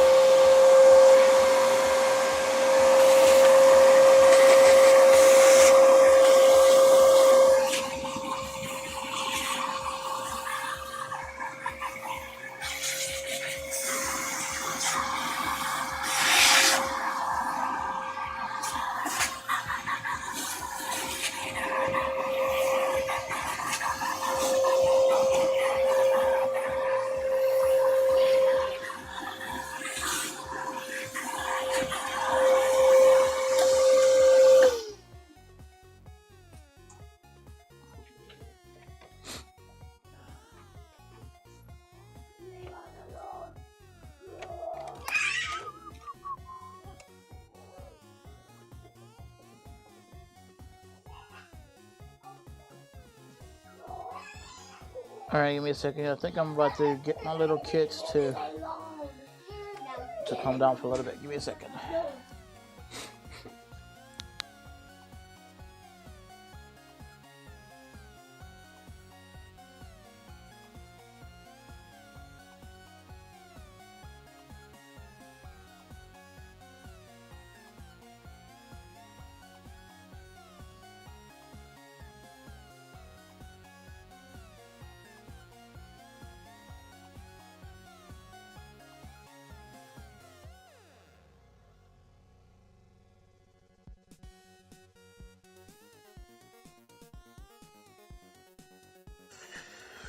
Alrighty, we are back. We are back. Sometimes it's very difficult to concentrate when doing repairs. And of course, this is one of the reasons why I had stopped previously going live on any platform. Is my kids are with me. And they just, you know, they're kids. They're running around, yelling, playing.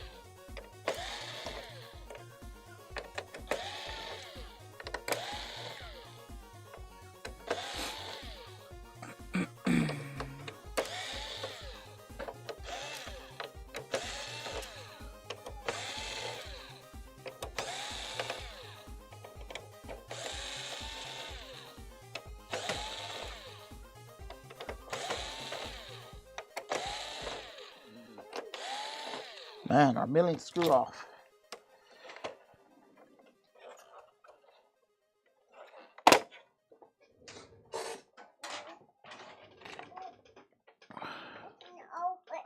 It's okay. Throw it in the trash.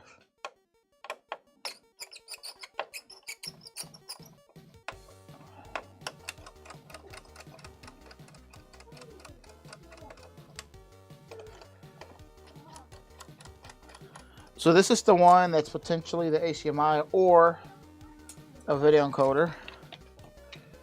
Of course, we are going to start with the HDMI just to validate the pinouts to make sure that they're all soldered on. And the HDMI tester showed as if we are getting proper data and voltage from it. However, we like to look under the microscope, and that's what we're going to do. So we're going to start with the HDMI port. This thing is holding it in place. It shouldn't.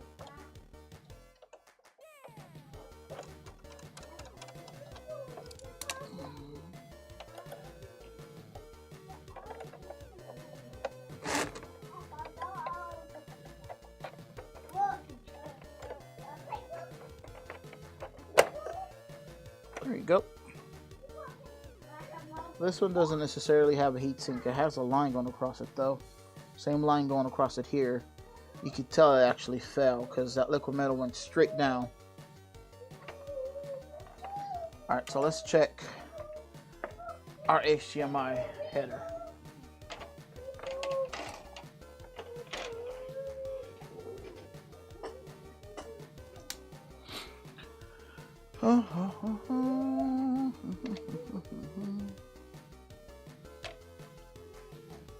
HDMI header together.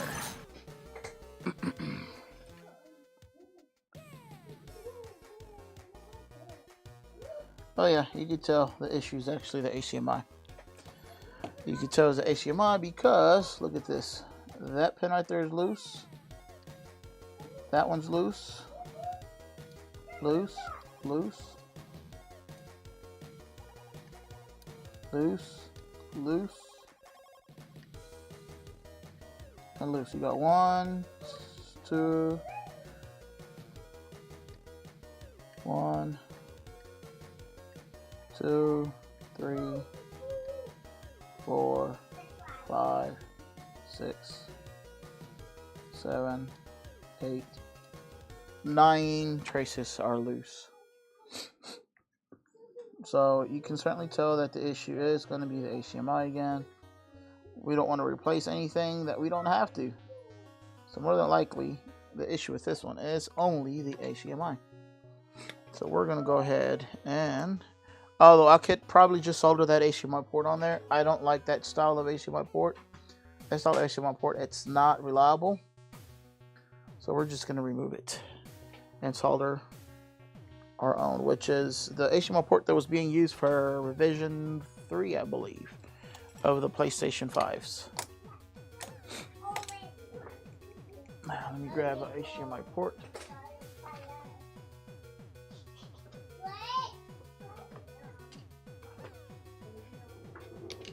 Alright, we're going to remove this one.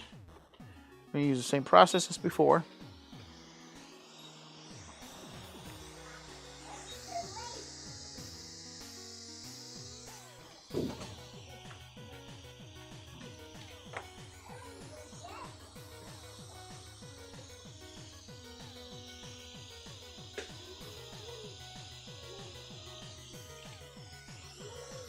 Sorry if you've got that glare just showing up on your screen.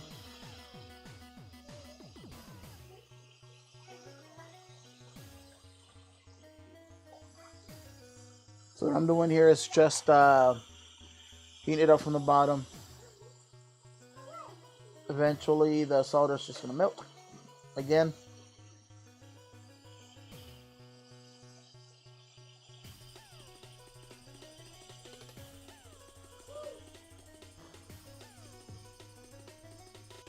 There it is.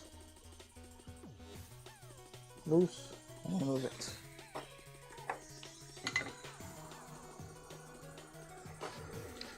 Fume extractor. Turn it on. We're going to add a little bit of, not low melt, but let it solder to our header.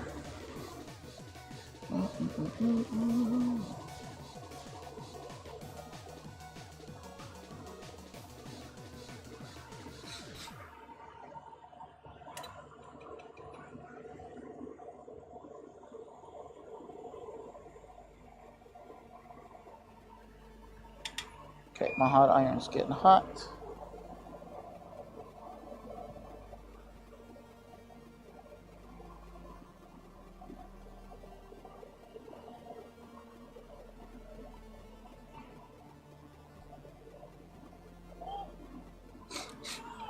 Okay, and this is prepped for us to just solder the new HDMI port.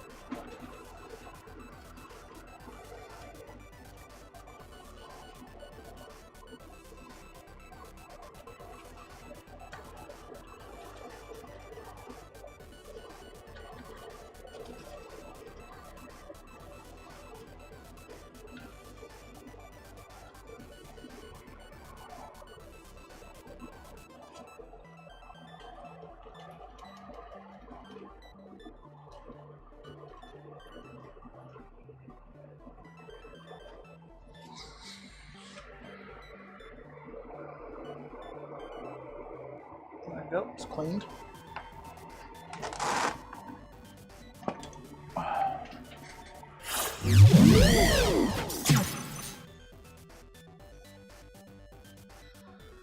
So this one, I don't necessarily, there's no oxidation on this one, so I'm just going to scoop up the liquid metal surrounding the area, push it in the middle, and just spread it evenly. There was no dry spot in this one. It's just the liquid metal just went down towards the bottom because of the drop.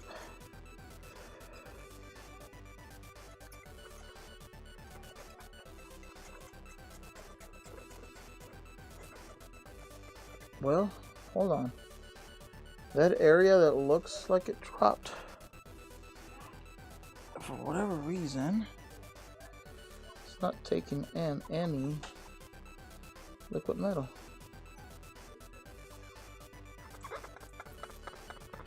I guess I did have some oxidation.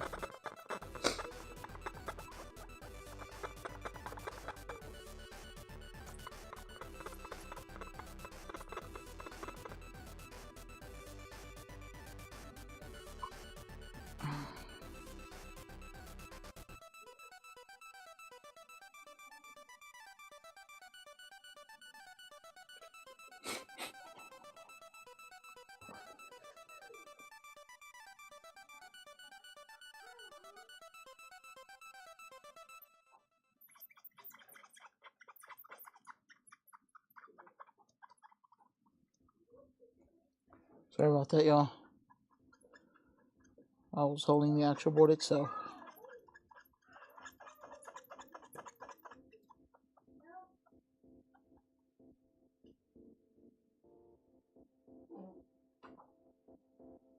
Okay.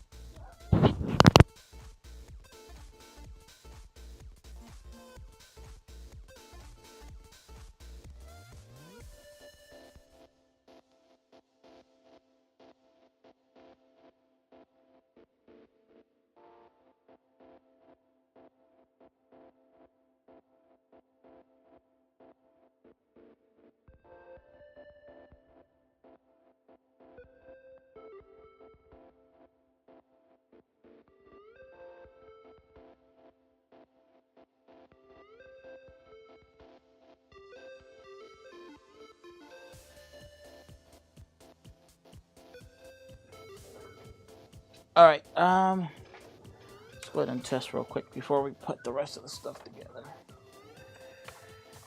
Let's validate that this is going to turn on, because again, he dropped it. All we saw right now was HDMI. I did not test the video encoder because I have a feeling it's just an HDMI repair, not an encoder.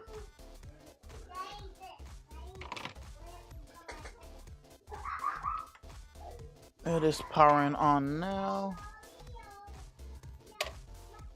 Let's see if we get anything out of it. It's rebooting. You see a blue light on the PlayStation 5. Anything on the screen.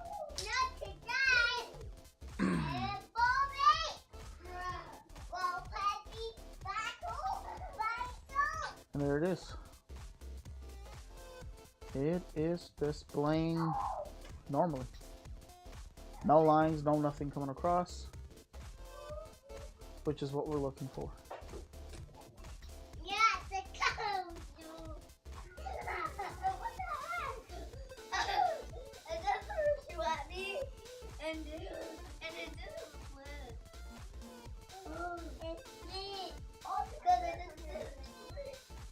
There we are. So it's displaying on my end, but it's not displaying here.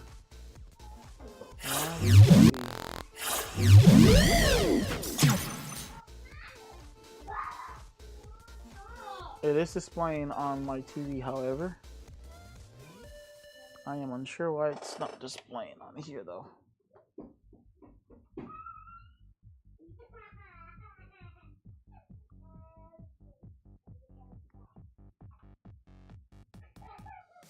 This thing is not even displaying my camera now.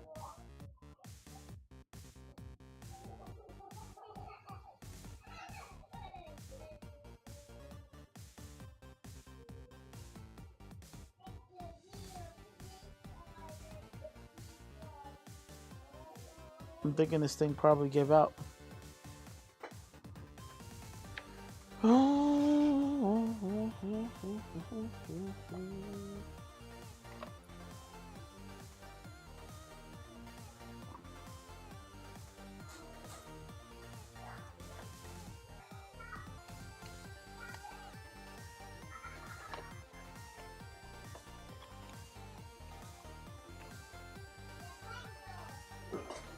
Okay, everything is being rebooted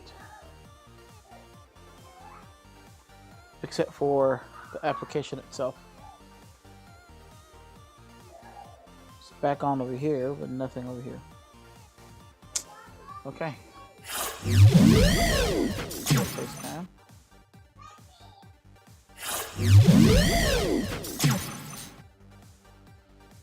Well, it looks like I'm end up having to end the stream, but for now we're gonna go ahead and put this back together. It is displaying for me on the TV, so we're good.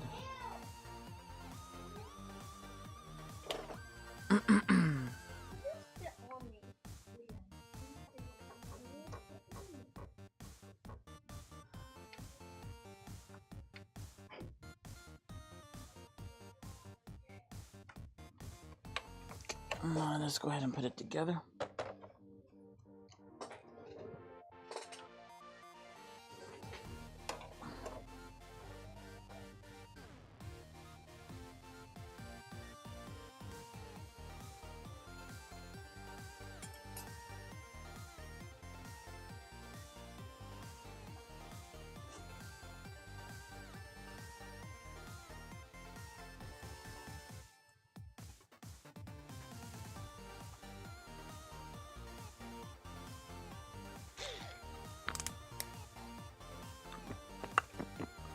Yeah, man, great job. I'm able to pick up right now. Is it?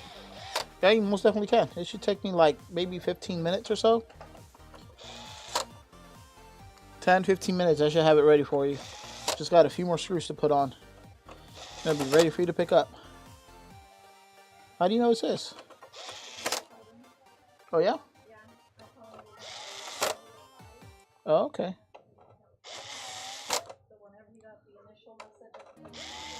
He started watching. Cool, so you got to see how we did your repair.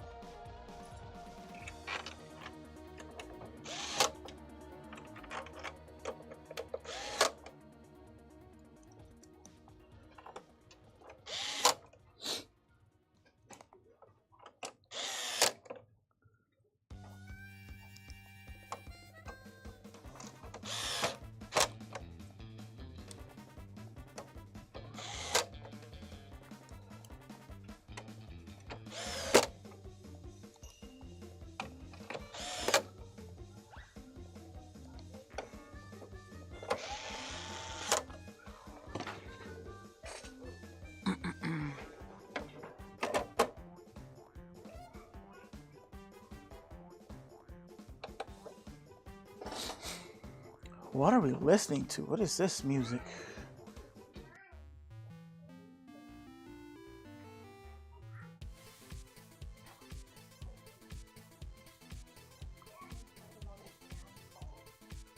Who, you? Just block them. Where have you put your number at?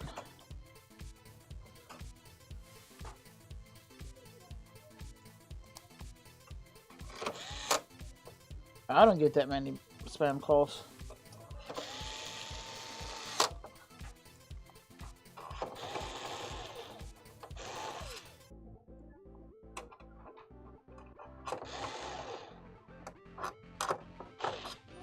Hold on. Did I put a screw? I sure did. Ah.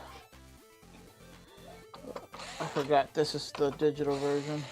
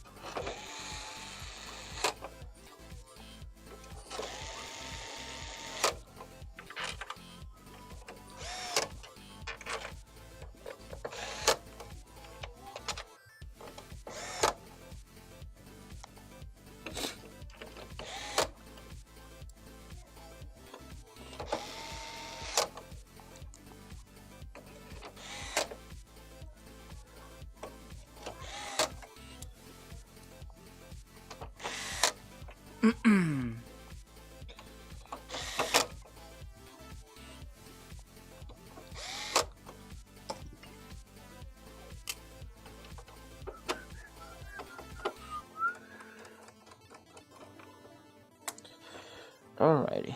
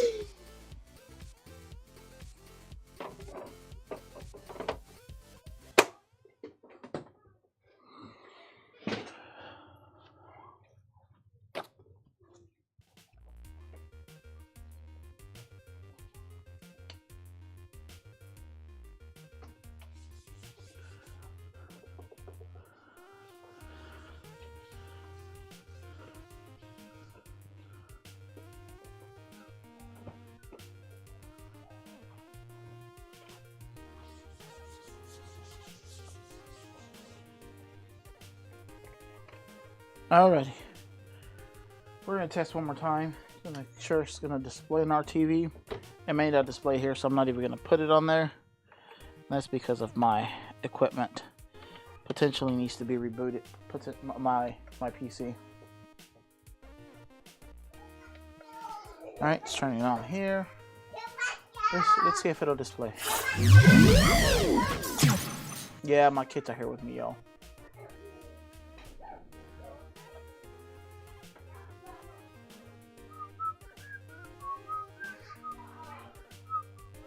Still rebooting. No signal, rebooting. There it is. Processing. Nothing on the TV on the screen though. I need to reboot my OBS. Okay. It's displaying to the TV, which is what matters. You know what? One of the things I could do, maybe, is unmount.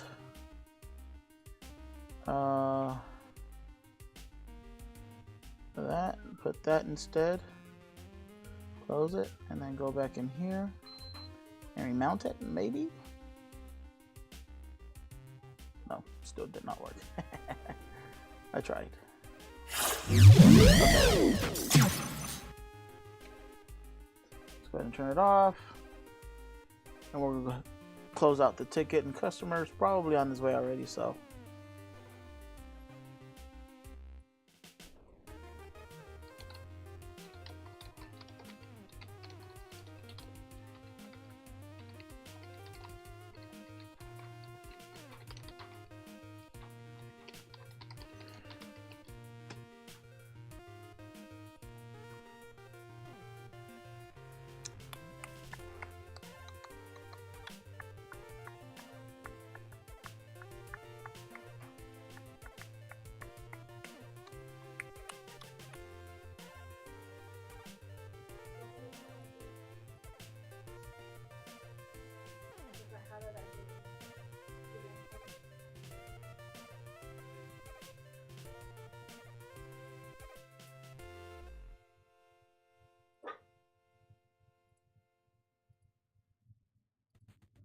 Awesome. That's done.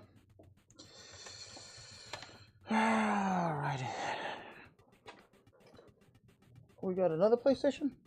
That's Matt's. Matt's PlayStation.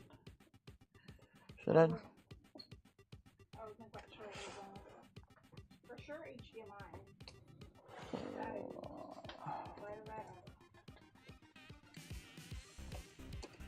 Alright, let me call him up real quick. I'm gonna call him up just to find out what may be wrong with it. What do you mean? I need to buy it's a compressor. It's a heat compressor. That's the only way to fix those. I found one the other day on offer for $100, and I was gonna try to go get it. Where's my phone? Give me the phone. I need to call Matt real quick.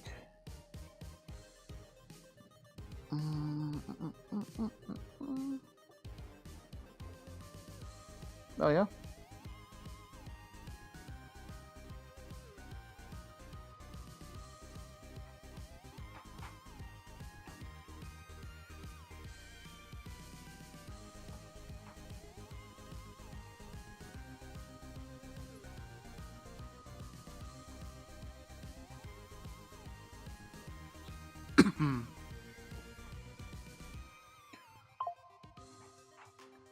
Hello, Winter Angel says hello. So, PlayStation 5 controller has issued with drifting. We do repair drift issues. PlayStation 5 controllers. We currently charge $50 on those to get them replaced. We replace the analog stick with the potentiometer, depending whether if the entire analog needs to be replaced or the potentiometer. Potentiometer look like these.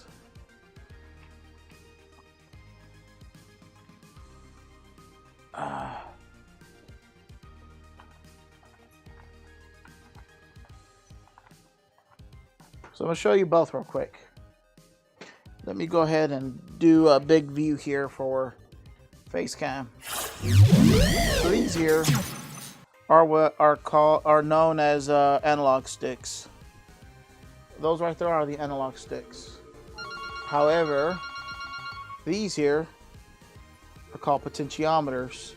So you've got x-axis and y-axis. Give me a second. Super Tech, this is Leo. How can I help you? Yes, sir.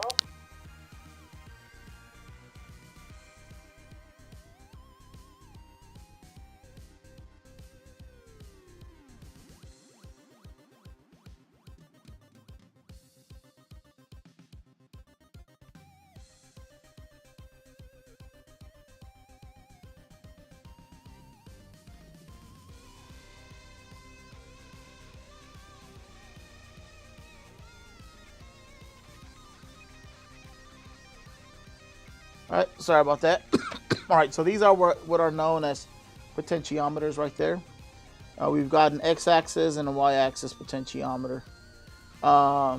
With that said, we either replace the entire analog, which is this entire thing, meaning we have to desolder all these pins from the actual logic board from the PlayStation 5, or replace only the potentiometer, which is only that, depending whether if it's only drifting to the right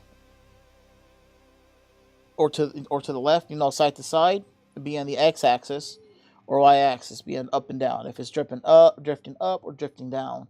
So that'll determine whether we replace either the entire thing or just the potentiometer itself.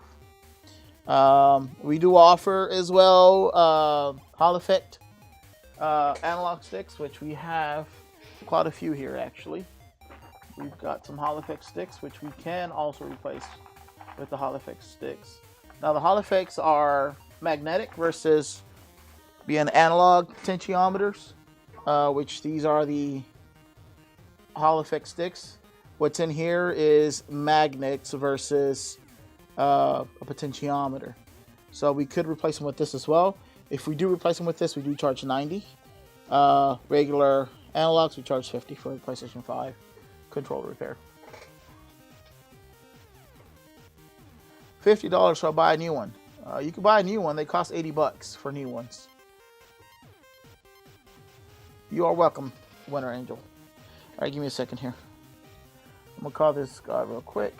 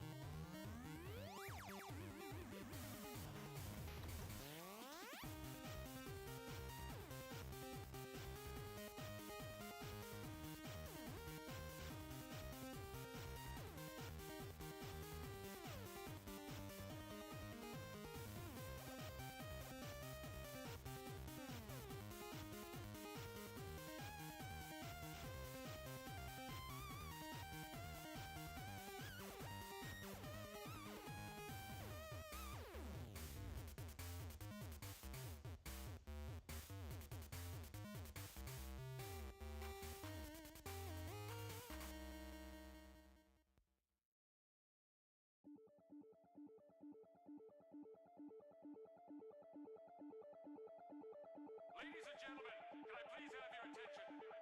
I need all of you to stop what you're doing and listen.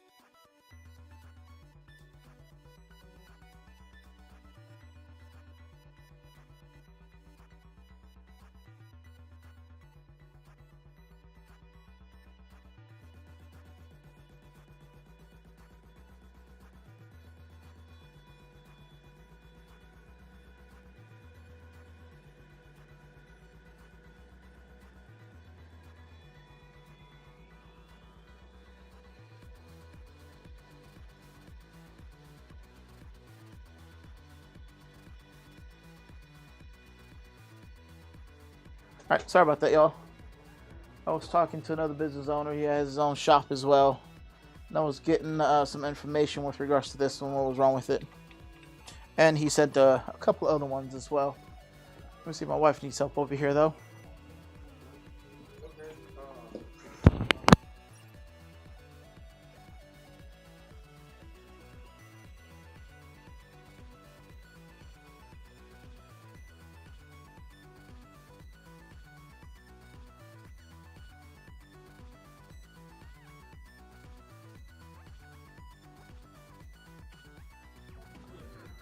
Alrighty, so my wife does not need help. It's almost 8 o'clock, y'all. So I don't know if I'm going to be on for much longer. Yeah, that's what I wanted to say. If change, then go for the hollow ones. And you get rid of the problem ones and for all. Yeah, definitely. So I offer the Holofix analog sticks as well. A lot of people don't want to go with these because we do charge $90 for the Holofix to get those replaced and just get rid of the problem altogether. But if they don't want to do that, then we do charge $50. For us to be profitable, of course, if we're going to spend 30 minutes on a device, charging anything below $50, unfortunately, will not be viable for us at all. And I'm sure a lot of other shops are in the same state. And of course, customers, they get mad and upset. Why are you charging so much? It's not that we're charging so much. It's more so that if I'm going to spend 30 minutes, I might admit, me as being the owner of this shop, might as well make it profitable. We're not doing work for free. So 50 is the only viable option I see. Anything below that just wouldn't be viable because I could be working again on a PlayStation 5 where a profit margin is a bit higher and it takes me 30 minutes to work on this. Same time, it would take me 30 minutes to work on potentially on a controller. Why would I spend 30 minutes on a controller when I can be working on a PlayStation 5, utilizing my time elsewhere and be more profitable and charge anything below $50 on a controller? It to me as a business owner doesn't make sense at all.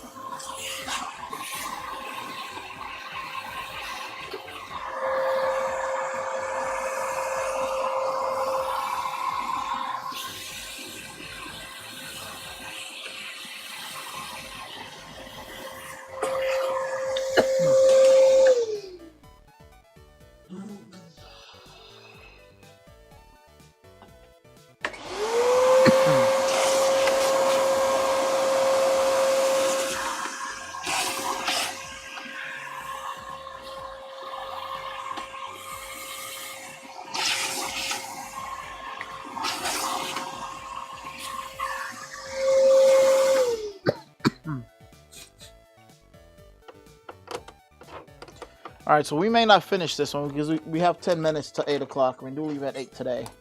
But I at least want to open it up. I at least want to open this thing up. And let me go ahead and remove this torn warranty sticker here.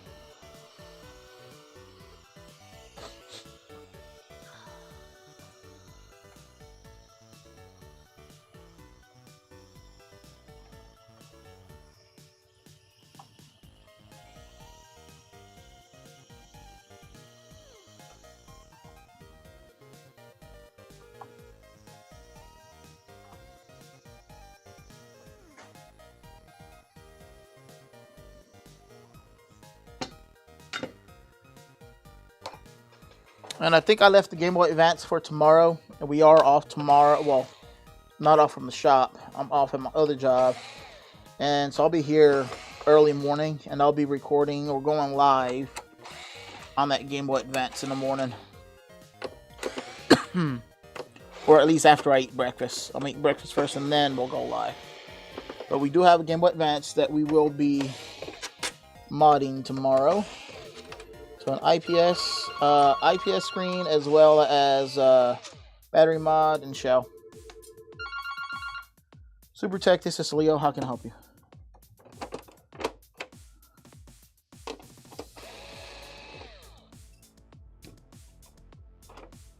Xbox One. You want to fix the hard drive itself, or you're having storage issues with your Xbox One?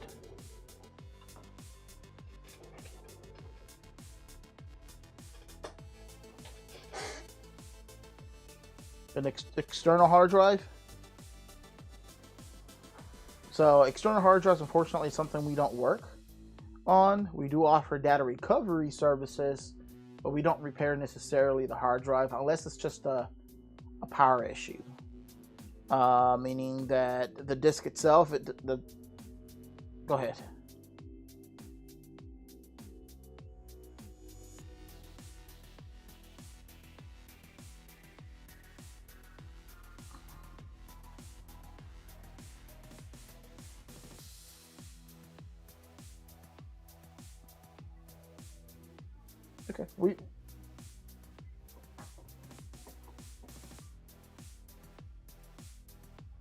Okay, we can certainly take a look at it, sir.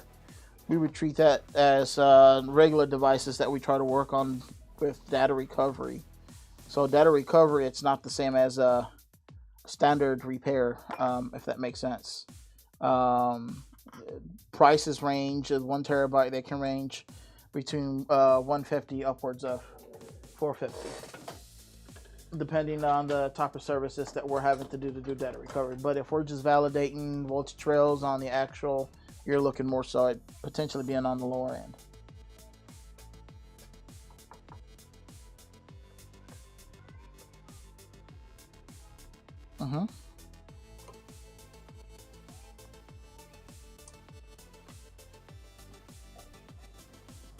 Okay.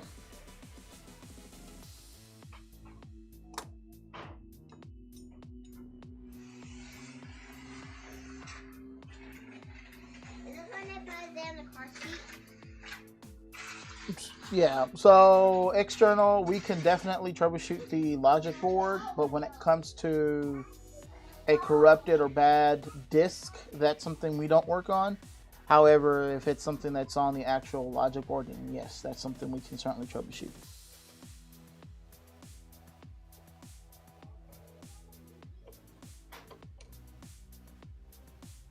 Okay.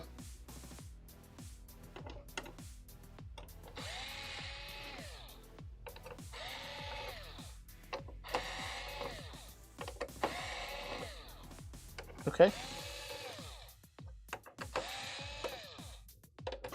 Well, if it's the Xbox, if you plug it into any other USB port, if it lights up, then it's your Xbox. If it doesn't light up still when plug it into any other USB port, then it's not going to be the Xbox, it's going to be the unit itself.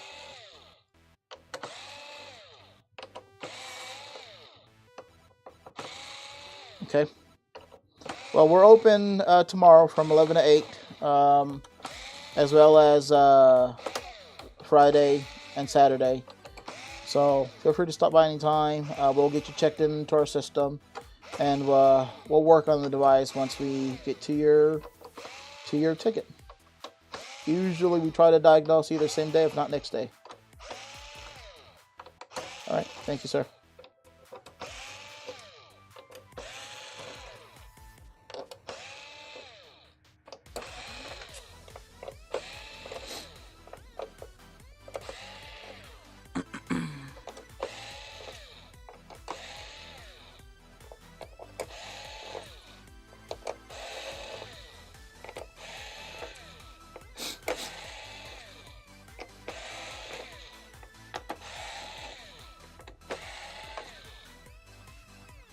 Alright, we're probably going to leave this one here. Open. Did I miss any screws? No, we did not. He told me that this one had been replaced, the power supply, but that's the first time I took that off. No, it's been opened because it's missing the little thing here. I don't know. Let's check. So it's not powering on. Let's check to see if we actually have 12 volts in this one. This is a no power issue, by the way. It's not a standard HDMI. This is a no power. So I'm just going to plug in a power supply. Let me grab here my multimeter.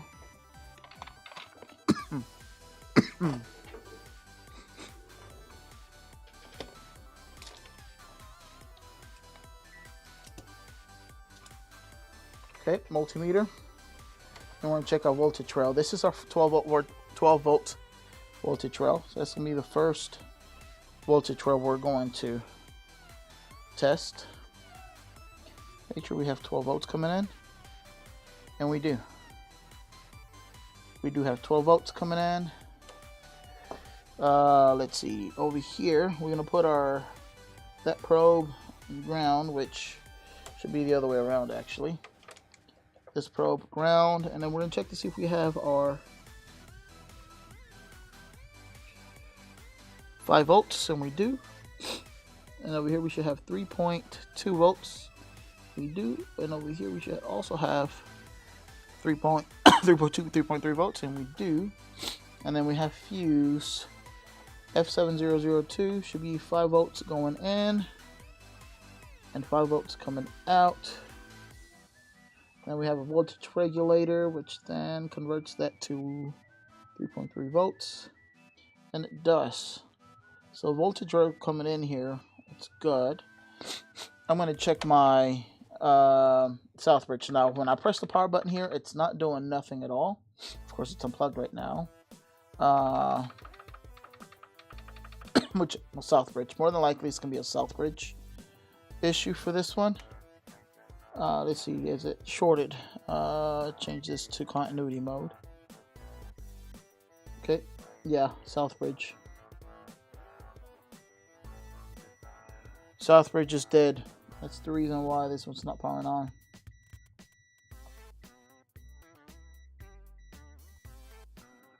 Our south bridge is dead, so we're gonna have to replace the south bridge on this one. And we'll do this one tomorrow as well. It's already 2 minutes till 8, so this is one of the ones where we're gonna leave here just prepped. We do have the south bridge for this one as well, so all we have to do is desolder this south bridge. We don't have to reball a new one. We could get a donor, reball it, and solder it on, but I don't want to do all that. We've got some new south bridge chips, which we're going to desolder this one, solder the new one, and then we'll test right afterwards.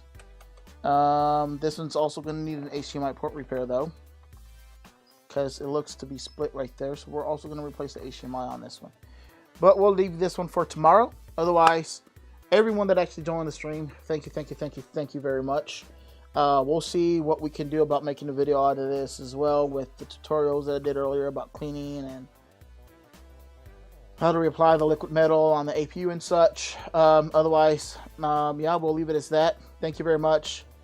Peace. Y'all stay blessed, and we will see you tomorrow.